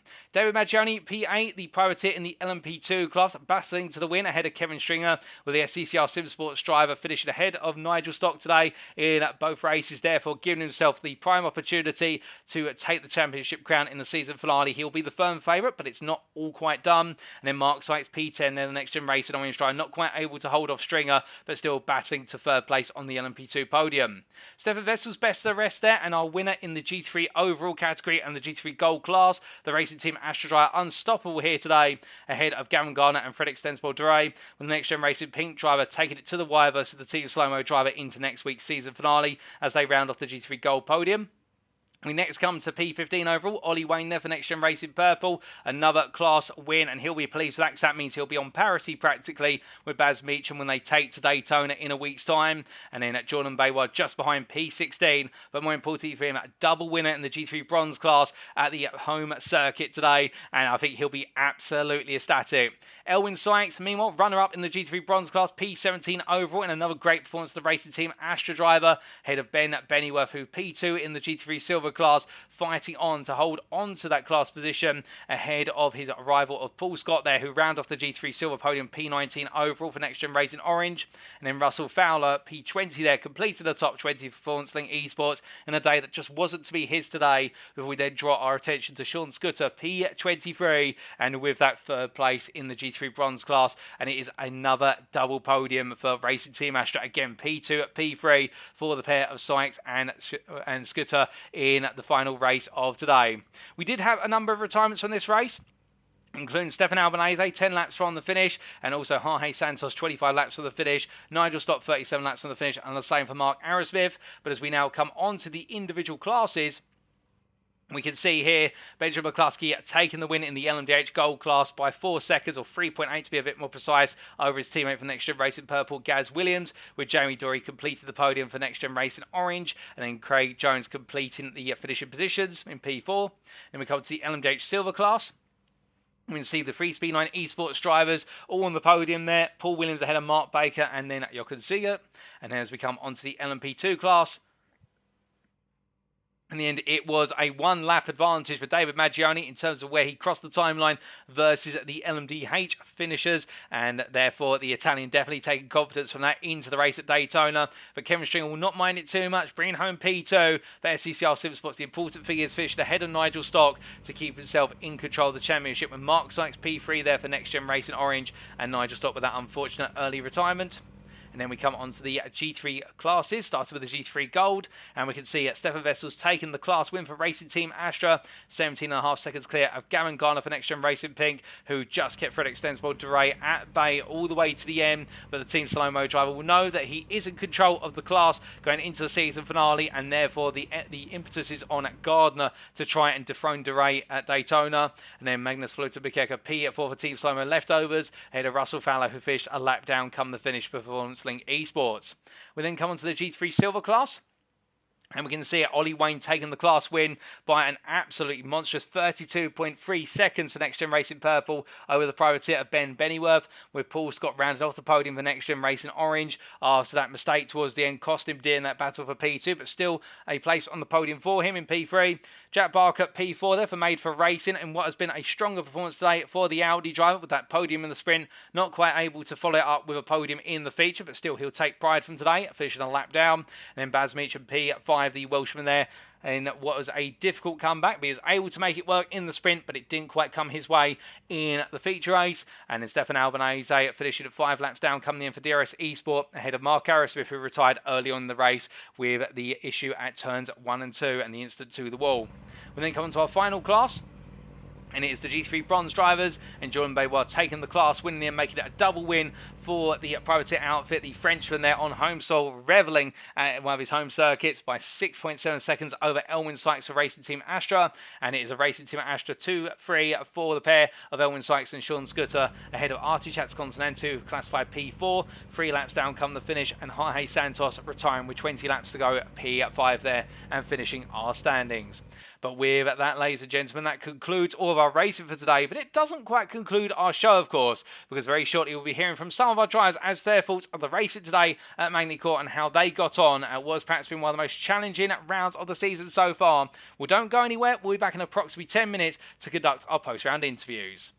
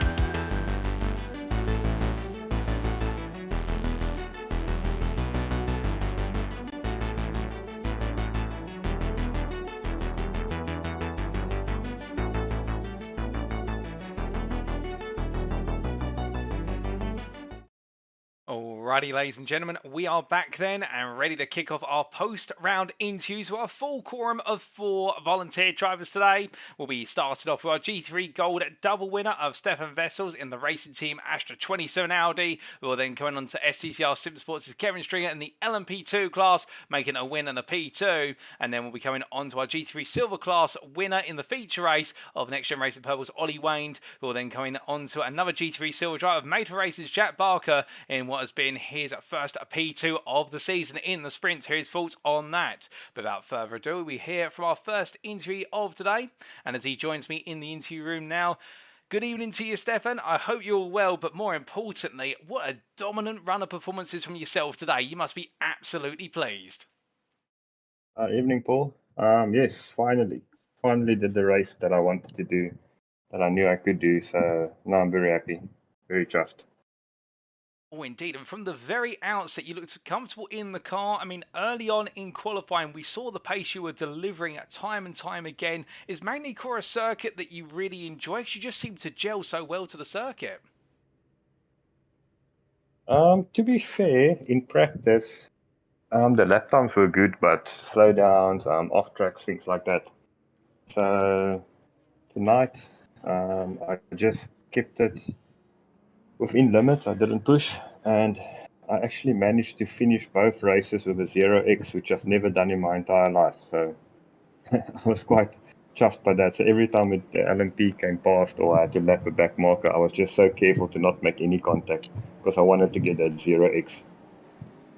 Now that is an achievement, to go 0 instance in both races at a circuit that's perhaps one of the tightest we've raced on over the course of the season. Indeed, we saw it get a little bit tight and difficult for you at the start of the feature race. But before we get to the feature, with qualifying, of course, we know you love to hunt lap time. We've seen it from start to finish this season. Was it a perfect lap for yourself out there to put yourself on pole? I think it was a 1:36.995, and then you were the only GT3 to get into the 36s. The lap just after that, I did a 37.8 and I went just 36.8 and I went wide on the last corner. Wasn't a perfect lap, but I was happy with quali. In the practice session just after that, before the feature, I did a 36.5. Quali was good. I mean, I did what I needed to do. This season, I've been struggling in quali. I've been doing fast lap times, but then going off track and the lap times don't count, and then at the end of the day starting P3, P4. So I did the opposite today. I didn't push, I got a banker in, and then after the banker, my push lap, I went wide, but it was fine because I had the banker in. Yeah, I did the safest strategy today. Indeed, that approach worked out in qualifying, and then going into the sprint race, very early on in the race, we saw you try to break away, and you put quite a bit of time between yourself and your peers, with a win in the end, and what stood a good few seconds, I think almost amounted to 10 seconds come the checkered flag. Was it that straightforward though in the sprint? Because it does look as though the Audi, a very sensitive car around Magny-Cours, particularly on those low speed corners. The Audi is tricky in the fast chicanes. It can, if you hit any of the stoppages, you're gone. It's tricky in the last chicane as well, and it's very tricky breaking into the tight left-hander. Not the tight left-hander, after the Imola chicane, after the first chicane, the long left-hander. That's probably where the Audi is at its worst on this track. So basically what I found is you can get similar lap times, maybe slightly slower if you brake a bit early but brake a bit less, then the car's a lot more stable. So instead of pushing, I actually went maybe 0.1, 0.2 slower, but instead I could do that almost every lap, and I was within track limits, just within control of the car. You know, I wasn't on the ragged edge. So that seemed to work. Also, I think in the first race, Frederick and Gavin qualified third. Two of them had a bit of a battle, so that just broke the slipstream because that Ferrari is so fast in the straight line and the Merc. Oh, indeed. And there was the battle for P2 between Frederick Stensbold-Dorey and Gavin Gardner, which went down to the wire, and we saw. And then you were given the opportunity to really break away, but at the same time putting those laps in from start to finish, and your average lap time as well, a 38.4 compared to everybody else who was stuck in the 39s. Just goes to show how strong your pace was. But then coming on to the feature race, we saw from the start making ground quite rapidly, but it looked as though you approached the race with caution, but also knowing when to pick the fights. Yeah, so I've had this in the feature races where I've made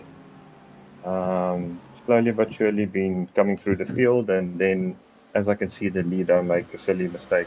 Same thing happened at Spa. I think I got all the way back through to second place, and then I spun at 2-1.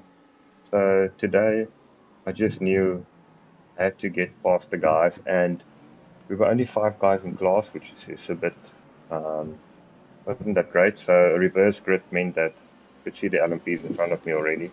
And then at the start of the race, seeing Frederick got caught out by the chicane, we both gave each other so much room. So I managed to out-accelerate him there. And then I was stuck behind Gavin and Floatum, and I found that Floatum was braking very early for the hairpin. So I knew if I was remotely close, I could maybe make a plan. So for about 3 or 4 laps, we were all just driving in a train, not sending it on each other, braking very early. And then I think in about the 4th or the 5th lap, they broke so early, and I just sent it on the inside. I made the apex very easily because they were braking so early. And I think I caught Gavin off guard. I don't think he, because all the laps I was just sitting in the train behind him, I don't think he was expecting me to come from that far back and still make the apex. So that was that position. So similar thing happened to Floatum about 2 laps later, but I got a much better run on him. And then with Russell, same thing. Everybody seemed to brake quite early. I think the Audi is very good on the brakes, but the Ferrari and the Mercedes is very good on acceleration. So I got the position from Russell. He undercut me again, and we were coming to the chicane, and I just knew that behind us, he's very fast Ferraris, and the LMPs were busy lapping us. So I just wanted to get the overtake done before the LMPs. So I was praying that he would pull out. He didn't really pull out. He pulled out at the last second, and I just ran around the outside. If I needed to, I'd have probably gone wide, but I slowed down, fall back behind him. But yeah, it worked out. So all the GT3 guys were racing awesomely, with respect, and I think having a fun race. Oh, indeed, and we caught that very moment when you did make the pass around the outside of Fowler through the entry into the Nürburgring chicane. It was brave, it was bold, and it was absolutely brilliant. And from that point onwards, you looked unstoppable, just gradually building up a gap. With regards to your strategy, did you stay to the strategy you'd planned from the start, or did you change it in any way, given the fact that the LMDHs could be anywhere on circuit, and the same with the LMP2s? Oh no! Look at this championship. The strategy is unless you're stuck in traffic or you have a damaged car, you pretty much drive as the car as light as possible. So you go to the end of the fuel tank, and then you also mean less fuel for the second stint and less tire wear for the second stint. So you try and just go as fast as you can until the fuel stops. I mean, you can probably fuel save a bit and extend by a lap, but with my pace, that I didn't feel that was necessary to add that complication. So all that I did was just hit my marks, run my race, and then after the pit stop, when I got to about 20 after the pit stop and I came out and I was still on 0x, I decided, okay, from here, I'll only go for a fastest lap if my first sector is up. Got a very good delta on the first sector. If not, I will just cruise through the lap, take it easy, and then try the next lap or whatever. So that's what I did. I went fast on the second stint. I got a fastest lap there, and that was only after I saw, okay, sector 1 is good, cool, now I can push for the lap. The rest of the laps I just kept it well within the last like 10 minutes. I was like, stay away from the lines. I didn't want to get a 1x. Oh, brilliant. And we're keeping it calm and cool to the very end and then crossing the line to make it 2 wins out of 2 here at Magny-Cours. And, well, with an absolute major haul of points in the bag and only 1 round left, I have to ask the question, what is going to be your aim for Daytona? Is it just win it and leave everybody else behind? Or is there going to be a little bit more to the Daytona endurance race? Of course, try and win it. It's not that easy at Daytona. Daytona is one of those tracks where there's a lot of racing on it. So I think some of the tracks where the guys can race a lot seem to be quite good. The tracks that is sort of worn in, it's a lot closer. So I think at Daytona it's going to be very close, lots of slipstreaming. And yeah, I'm looking forward to it. But at the same time, the championship, I don't think I can really do anything in the championship. Big reason for that is also there's not a lot of guys racing now. So even if your rival has a really bad race, he finishes 5th. So the fact that I missed 2.5 rounds basically means that my championship is done. So I'm racing for the win. Well, we do look forward to seeing you race for the win at Daytona and see if you can make it one last triumph from the top step. But just before we do let you go, Stefan, is there anybody you'd like to give a shout out or a thank you to on the broadcast this evening? Yeah, to my wife for letting me race because this is our wedding anniversary today. So yeah, I'm grateful. Goodness me, congratulations to you both. How many years, if you don't mind me asking? I'm married for 9 years today. Well, absolutely brilliant. Round 9, 9 years of marriage and a double win to celebrate. I think that's the perfect way to put the icing on the cake, as they say. Cool. Thanks, Paul. Well, Stefan, with that, congratulations on your performances, and we do look forward to seeing you at Daytona. But until then, have a great night, and thank you once again for joining me in the interview room. Thanks, Paul. I just want to say also thanks to all the GT3 drivers because I feel that we had a good race, all of us. So, cheers, everyone. I'm sure they'll appreciate it.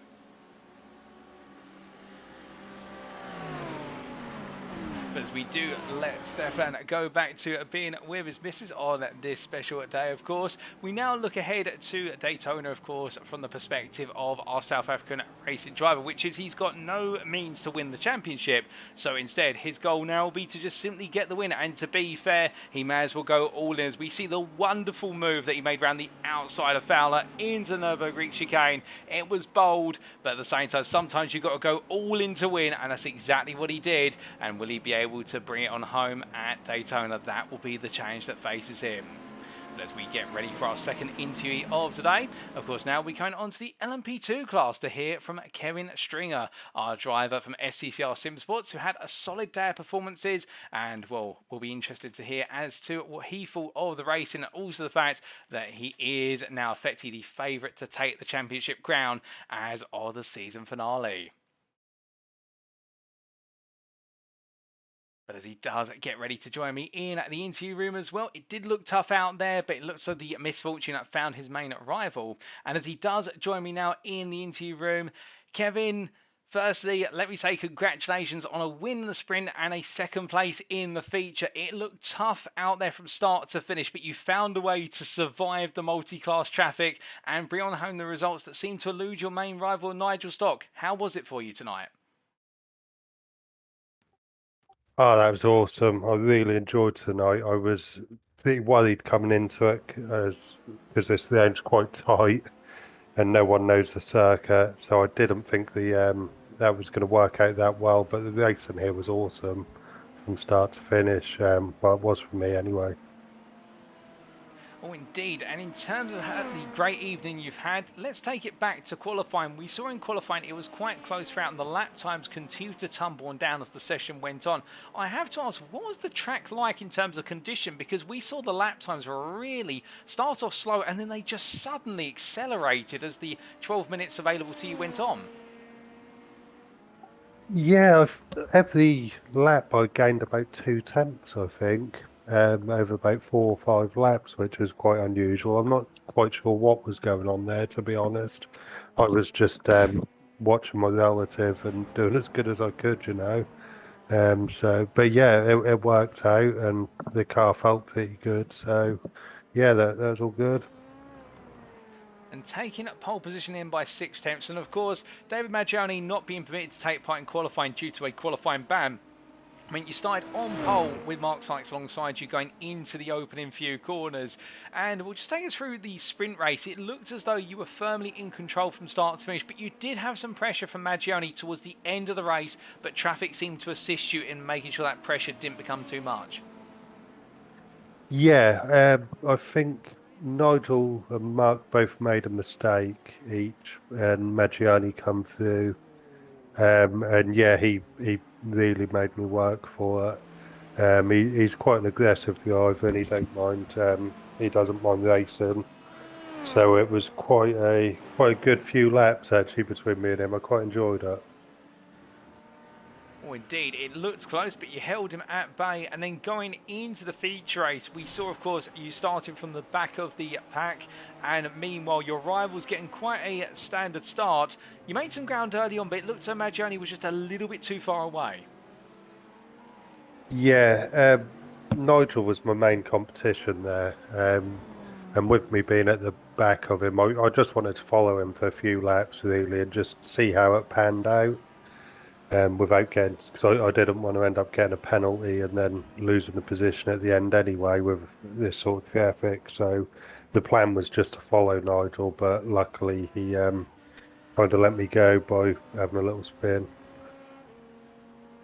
Unfortunate for Nigel, but one driver's misfortune is another's fortune, and with your rival behind you, you charged on as the race proceeded. But I have to ask, given the multi-class traffic and whatnot, did you stick to a particular strategy, or did you have to adapt your strategy to deal with the GT3s on circuit? Yeah, you do have to adapt.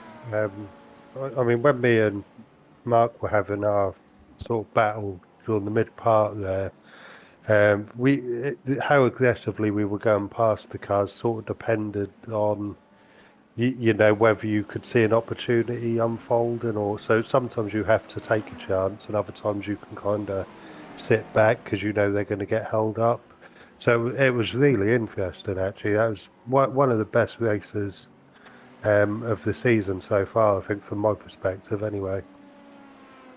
It definitely looks as though you're enjoying yourself out there, and on that battle with Mark Sykes, in the end it came down to Sykes making a bit of an error coming out of Estoril corner, going sideways and just stopping it before the gravel. I have to ask, from your perspective, was that a bit of a heart-in-mouth moment in terms of which way the car was going to go?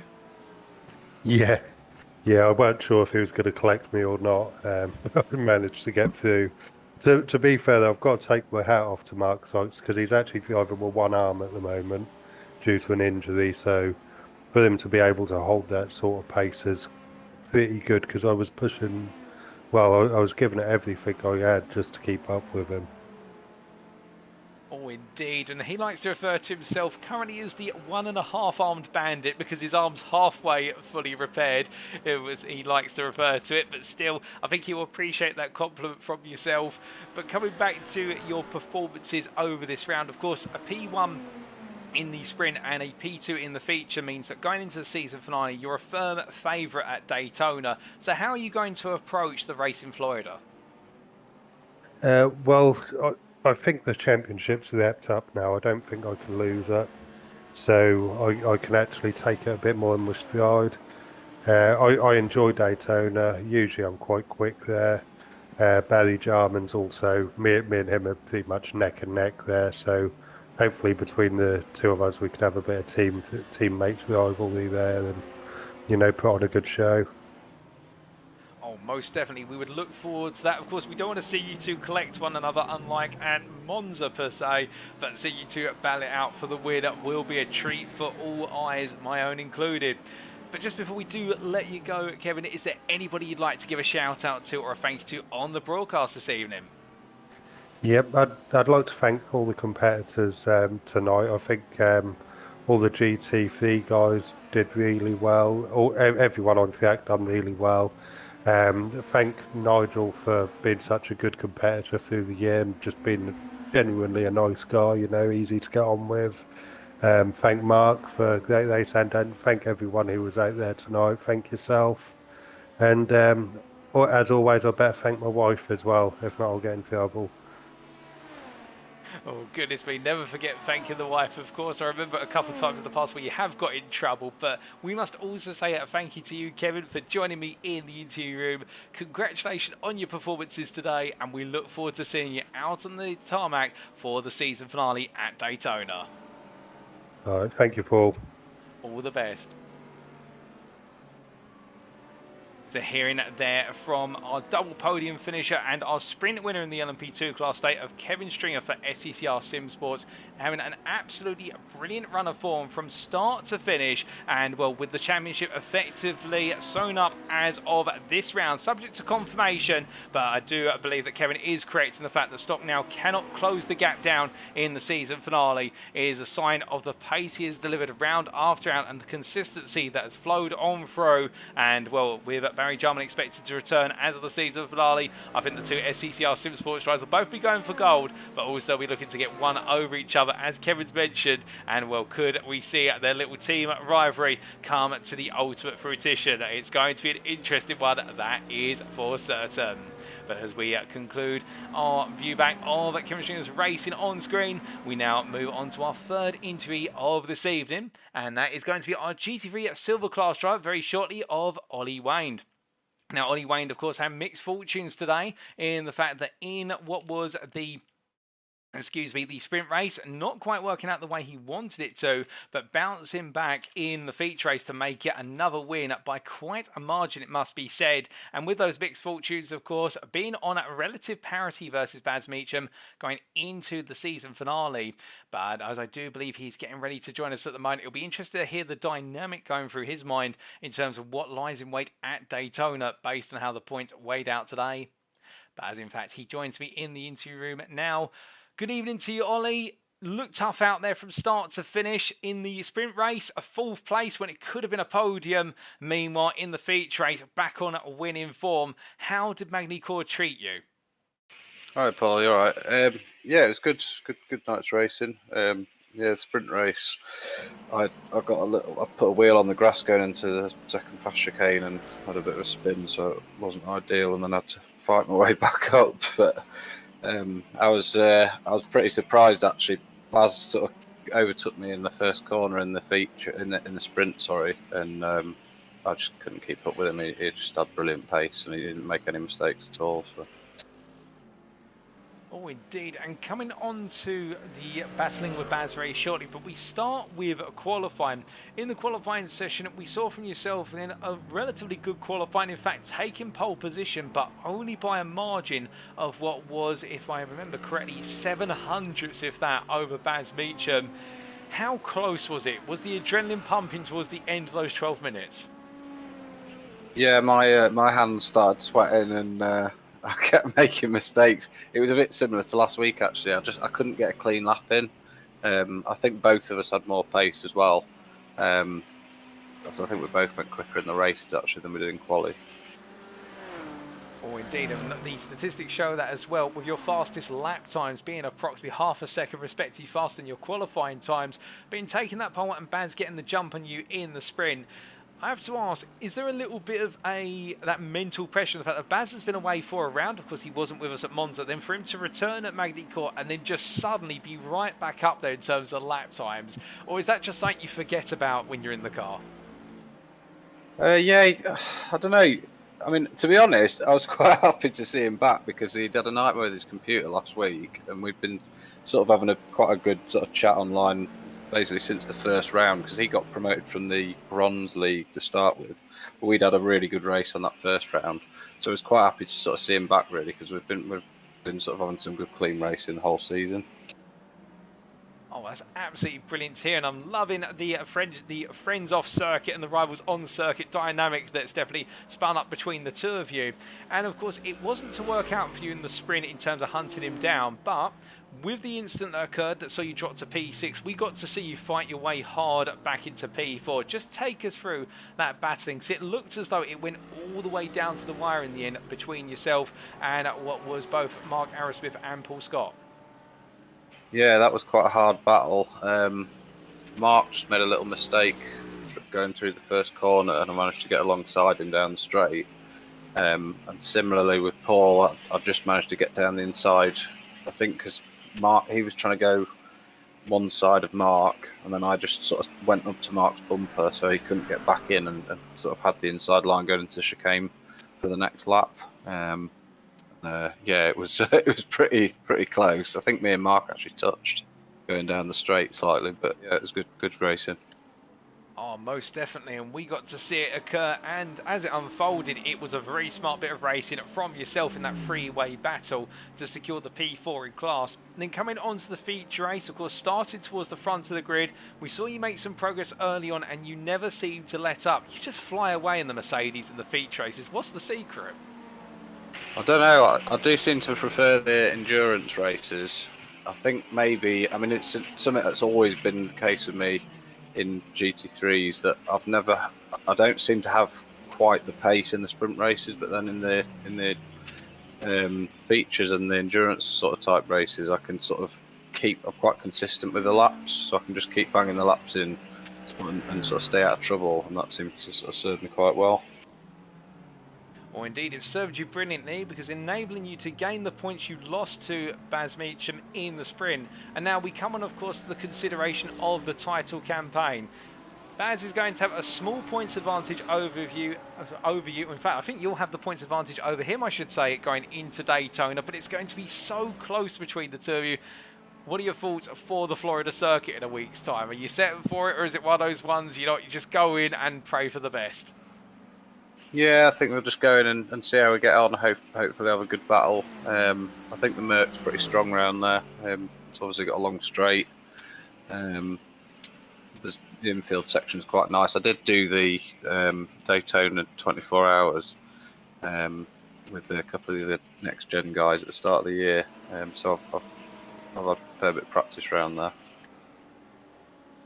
We definitely look forward to seeing how you get on at Daytona and seeing whether you can make that championship crown at yours in the GT3 Silver class. But just before we do let you go, Ollie, is there anybody you'd like to give a thank you to or a shout out to on the broadcast this evening? Yeah, once again yourself and all the organisers, and yeah, I'll just follow along with Kevin and just thank everyone that took part, because I think everyone did a really good job. Mostly it was pretty clean racing. I don't think there was too many incidents, or I didn't see too many anyway. Yeah, just thank all the NXTGEN guys, and it's another great championship. Well, glad to hear you enjoying yourself and you've enjoyed it so much that it did look tough but fair out there for everybody, yourself included. But with that, Ollie, thank you for joining me in the interview room. Congratulations on your win in the feature and the P4 in the sprint, and we look forward to seeing you at Daytona for the season finale. Thanks very much. See you next week. All the best.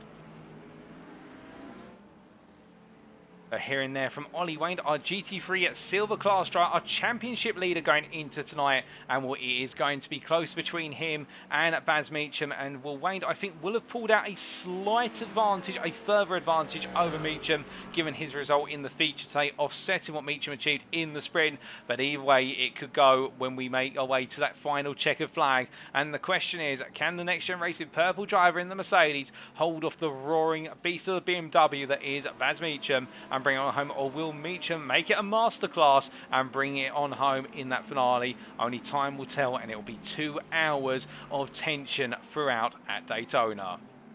But as we now come on to our final interview of this evening, we're going to be hearing from another GT3 Silver class driver very shortly, and that will be from Jack Barker, who, given the performances today, it has been mixed fortunes for him, with his second place in the sprint race being offset by a fourth in the feature. But as he does join me now, Jack, firstly, we focus on the positives. Your first second place finish, I do believe, unless I'm mistaken, your first podium of the season. I could be wrong on that, but still, perhaps an unexpected result, but a solid drive in the sprint. That must have absolutely made you jubilant when you crossed the finish line. Oh, I think I've been an understatement, Paul, if I'm honest. Yeah, I've seemingly just had a massive string of bad luck where either sort of I take myself out, but well, most of the time I take myself out, or I'm involved in unfortunate incidents. And yeah, it was very nice for once to sort of have a touch of lady luck for once. Sort of everyone else around me goes off except for me. That was a brilliant, both brilliant and sad at the same time. Oh, indeed, and many will be aware or remember what happened at the Hockenheimring Baden-Württemberg in the sprint, where Jack was on course for taking the win until an instant that was not his fault, and that doesn't sound like an insurance advertisement. It's the truth of the matter, as he was making his way through the Spitzkehrer hairpin and ended up on the wrong side of an instant that saw it all fall apart, but not to be today, and that is the run of Lady Luck. But before we come on to the sprint race and how that played out, let's talk a little bit about qualifying.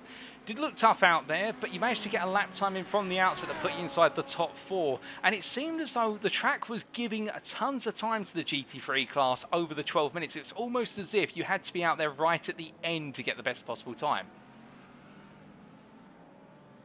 Sure, that's not to say, but I am not experienced enough to be able to tell the difference in track conditions. If I'm going to be honest, I was just driving, and I thought, man, I might as well go in and have a cheeky pit stop, see if I can get some new tyres on, go for another lap. Because I mean, if I'm honest, that lap that I did, my fastest lap, that was my first 37-second lap that I've ever done in practice. So I was already very happy with that, and it was enough to put me 4-4 overall. And then, I mean, on the new tyres, I literally just managed to cross the line start a lap as time was called for the GT3s. So I could have had another lap, but then I messed up turn 3. And that was the end of that. Oh, goodness me. Well, it was so close then between yourself and some of your peers, including what was Stefan Albanese. The two of you separated in the end by what was only, if my notes serve me correctly here, 8 thousandths. And Albanese known for his qualifying pace. Indeed, Meacham only, what was in the end, a further 200ths faster than you. So really on the pace in qualifying. And then in the sprint, of course, starting P4, a lot of bronze drivers behind you. And then you've got the silver group ahead of you. Just take us through those opening laps, because it looked so everybody had to be cautious with the race start. Yeah, I mean the first very obvious point was survive the wall of survive the final chicane, because with the LMDH being so far in front of us and the green flag dropping, we were going racing side by side before the final chicane, and so probably the most important thing on the start was that chicane and being careful. And I think both times I made sure to give enough room to whichever other side of the grid was from me. And then and this time it's just the exact same as any other circuit. Just make sure to know where you would normally brake, and then bring that back a bit by reacting to the guys in front. So sort of like 50 to 100 meters earlier, start being aware and looking for the brake lights, the cars in front, and being ready to react. But apart from that, yeah, it's just also just knowing where you can't go side by side. So for quite a lot of the infield, you don't want to be going side by side, as I saw in front of me later on. Just keep a cool head. Lap 1, I think we had 13 laps at the end of the sprint race. So yeah, a lot to lose, not a lot to gain. Well, speaking of not a lot to gain and not a lot to lose either potentially, but you made sure not to lose it. Running P2 in the silver class towards the end, and then the leader of the GT3 bronze class, Jordan Baybois, starts to try and put some pressure on it. You two enjoying a brilliant side-by-side battle for a few laps. Yeah, no, that I should probably hold my hands up and say measure that in through there. 'Cause I think one lap towards the start of our being together, I had a bad exit out of chicane. He was down my inside in turn 1. I thought I backed off more than I actually did, and that in my mind, I thought we both tried to back off, and we were just trying to concede the place to each other. So that's why I raced him more than I probably should have done. But yeah, and throughout our racing, I was very much keeping an eye on, I think it was Bennyworth and Sykes fighting behind us. So sort of P3 for me, P2 for Baybois, and just making sure that we're not going too far and actually losing time to the guys behind us.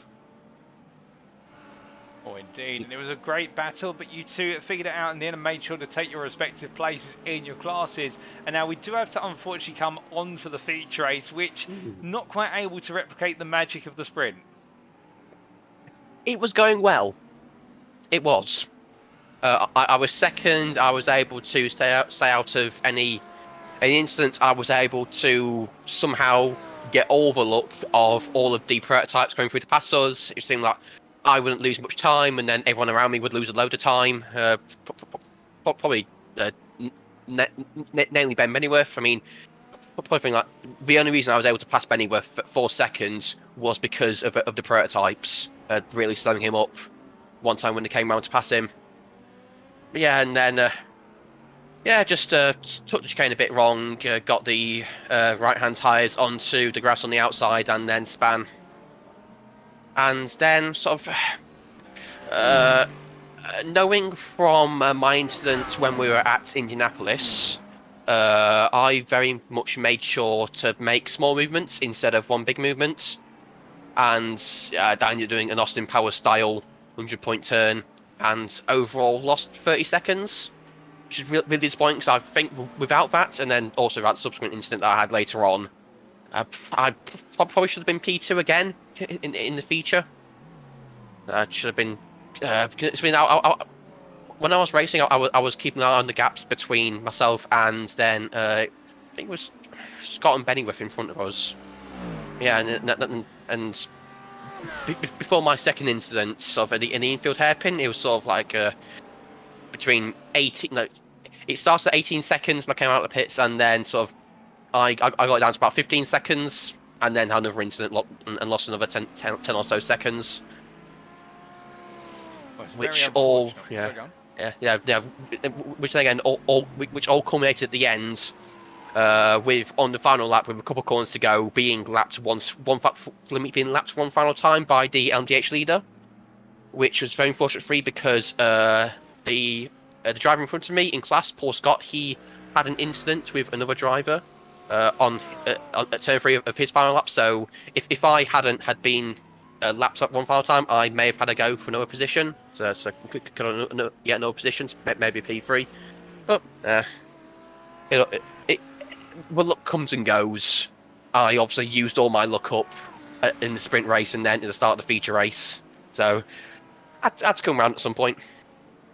Oh, indeed, but you never know what Lady Luck can still have for you come the final race of the season. And looking ahead to Daytona now, battling for P6 in the championship with an outside chance of a top 5 as well. How are you feeling for the Florida circuit? I don't like Daytona. I'm gonna be honest. I really don't like Daytona. So yeah, I'm just gonna drive and get points. That's all I can do, really. No, I'm gonna finish my streak of getting to the checkered flag of every race I've started, and yeah, just you have to finish to get points. I mean, yeah, with me skipping out on round 3, I'm already dropping a 0, so all my points are counting from Daytona. So I have to get some at least. Or indeed, you've got to make that checkered flag, and a very valid point there for everybody tuning in. In order to finish first, they say first you must finish, and it applies to all the points up and down the field. But just before we do let you go, Jack, is there anybody you'd like to give a shout out to live on the broadcast this evening, or a thank you to? Yeah, I mean, we have our standard thanks to yourself for broadcasting and to the Next Gen guys for hosting. And I'd also like to give a shout out to Coach Dave Academy and Yuri Kastorp for sticking a free lap guide on YouTube at Magny-Cours for the in the Audi, and that was very helpful in my preparation. Indeed, it sounds like Coach Dave Academy coming in handy for yourself today, and we've seen you absolutely flying round. But may your preparations for the dreaded Daytona go well for you, and we do look forward to seeing you out on circuit there in a week's time. But until then, Jack, congratulations on your finishing position today, particularly the second place in the sprint, and thank you for joining me in the interview room. Thank you, Paul. All the best. So hearing it there from our final interview of the day, and mixed fortunes for the Made for Racing driver in the G3 Silver class, but still showing the pace coming on through, particularly with the care and attention in the practice he is able to put in at Magny-Cours. And well, could he potentially, despite the fact he's not looking forward to Daytona, find a way to end his championship campaign on a high of what is another podium finish? The potential's there, it's coming little by little, and we have to remind ourselves, of course, that it is his first ever championship in an iRacing series, and well, he has made some key strides, there's no doubt about it. But can the rookie in the G3 Silver class have one last hurrah in Florida? We'll find out then in a week's time. But with that, ladies and gentlemen, that concludes our interviews for today. And we can see we've spoken to, last but not least, Jack Barker from Made for Racing in the G3 Silver class. Before that, we also spoke to the G3 Silver driver, Ollie Wayne from Next Gen Racing Purple. And preceding our G3 Silver drivers, it was the LMP2 class driver from SCCR Simsports of Kevin Stringer. And then our first interview was our double GT3 Gold winner for today, Racing Team Astra's Stefan Vessels. But congratulations to all four of them for their brilliant performances tonight, and indeed thank you to them for joining me in the interview room. But with that, ladies and gentlemen, it does mean it is now time for us to wrap up. Thank you very much for watching, and if you have enjoyed today's show and you want to know more about the Next Gen Racing community, perhaps you're sat there right now thinking that you want to be on the grid for a future iteration of the Proto GT3 Championship, or the fact that we've got plenty other championships in store and upcoming, including the Clio Cup Series and also the NXTCC Season 3, and we've got more in store for later on this year. Don't doubt us on that one. Well, firstly, you can always head to our official website, that is www.nextgenracing.co.uk, and well, our website, as it will flick up on screen here, is the home of clean and fair sim racing for all, and we have indeed been hosting leagues for over 16 and a half years on PlayStation, Xbox, you name it, and of course on PC, which is where iRacing is located. And well, we are always looking to continue to expand our series week in, week out. But if you don't want to go to our website, you can of course instead go to our official Facebook group. Perhaps you want to know a little bit more about the names and the guys behind Next Gen Racing, indeed what we do on the real world motorsported circuit as well as on the virtual circuit. While Facebook group may be found at facebook.com/groups/NextGen Racing. But of course now, ladies and gentlemen, all attention's turned to the season finale, because our drivers will be making their way to the state of Florida in the United States of America for the Daytona International Speedway. Round number 10 takes place on Wednesday the 29th of March 2023, and we still have multiple championships to conclude. We still have the LMDH Gold Championship that is completely open between Gaz Williams, Benjamin McCluskey and Jamie Dorey. The LMDH Silver Championship may have been concluded in the favour of Paul Williams today, but it's his Speed9 Esports teammates of Jochen Seeger and Mark Baker battling for the runner-up spot. And then we do have in the LMP2 class the conclusion of that with what was Kevin Stringer taking the championship crown, but Mark Sykes and Nigel Stock will be battling for P2. And then the GT3s, we have 3 championships still to be crowned, which is the GT3 Gold class. That's the battle between Frederick Stensborg-Dorey and what is there, Gavin Gardner. We also have in the GT3 Silver class the battle between Ollie Wayne and Baz Meacham. In the GT3 Bronze class, we've got the battle between Jordan Baybois and his pursuers in the form of Elwin Sykes with Ingvar Almklovner in attendance today. And of course, let's not forget, we also have the Teams Championship yet to wrap up. So you've got plenty to tune into next time as we bring the curtain down in round 10 of 10. But until then, thank you very much for watching. And if you have enjoyed tonight, do let us know. Why not subscribe to either our Facebook or to our YouTube channel. But until next time, we've been Next Gen Racing. I've been your host and commentator, Paul TX141 Walsh, also known as Britain Spit, depending on what media you follow me on. And until next time, remember to stay safe, stay well, stay smiling, but most importantly, remember to stay on track. Good night.